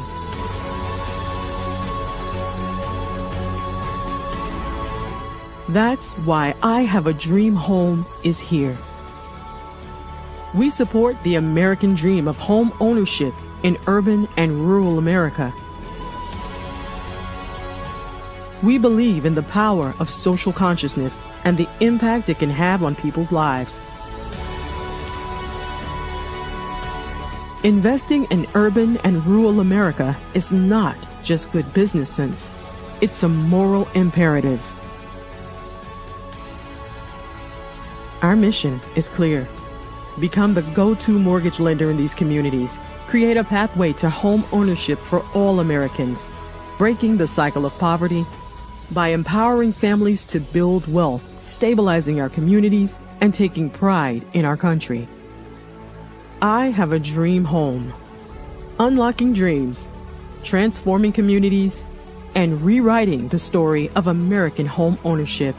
For more information, scan the QR code or visit our website at www.ihaveadreamhome.gold.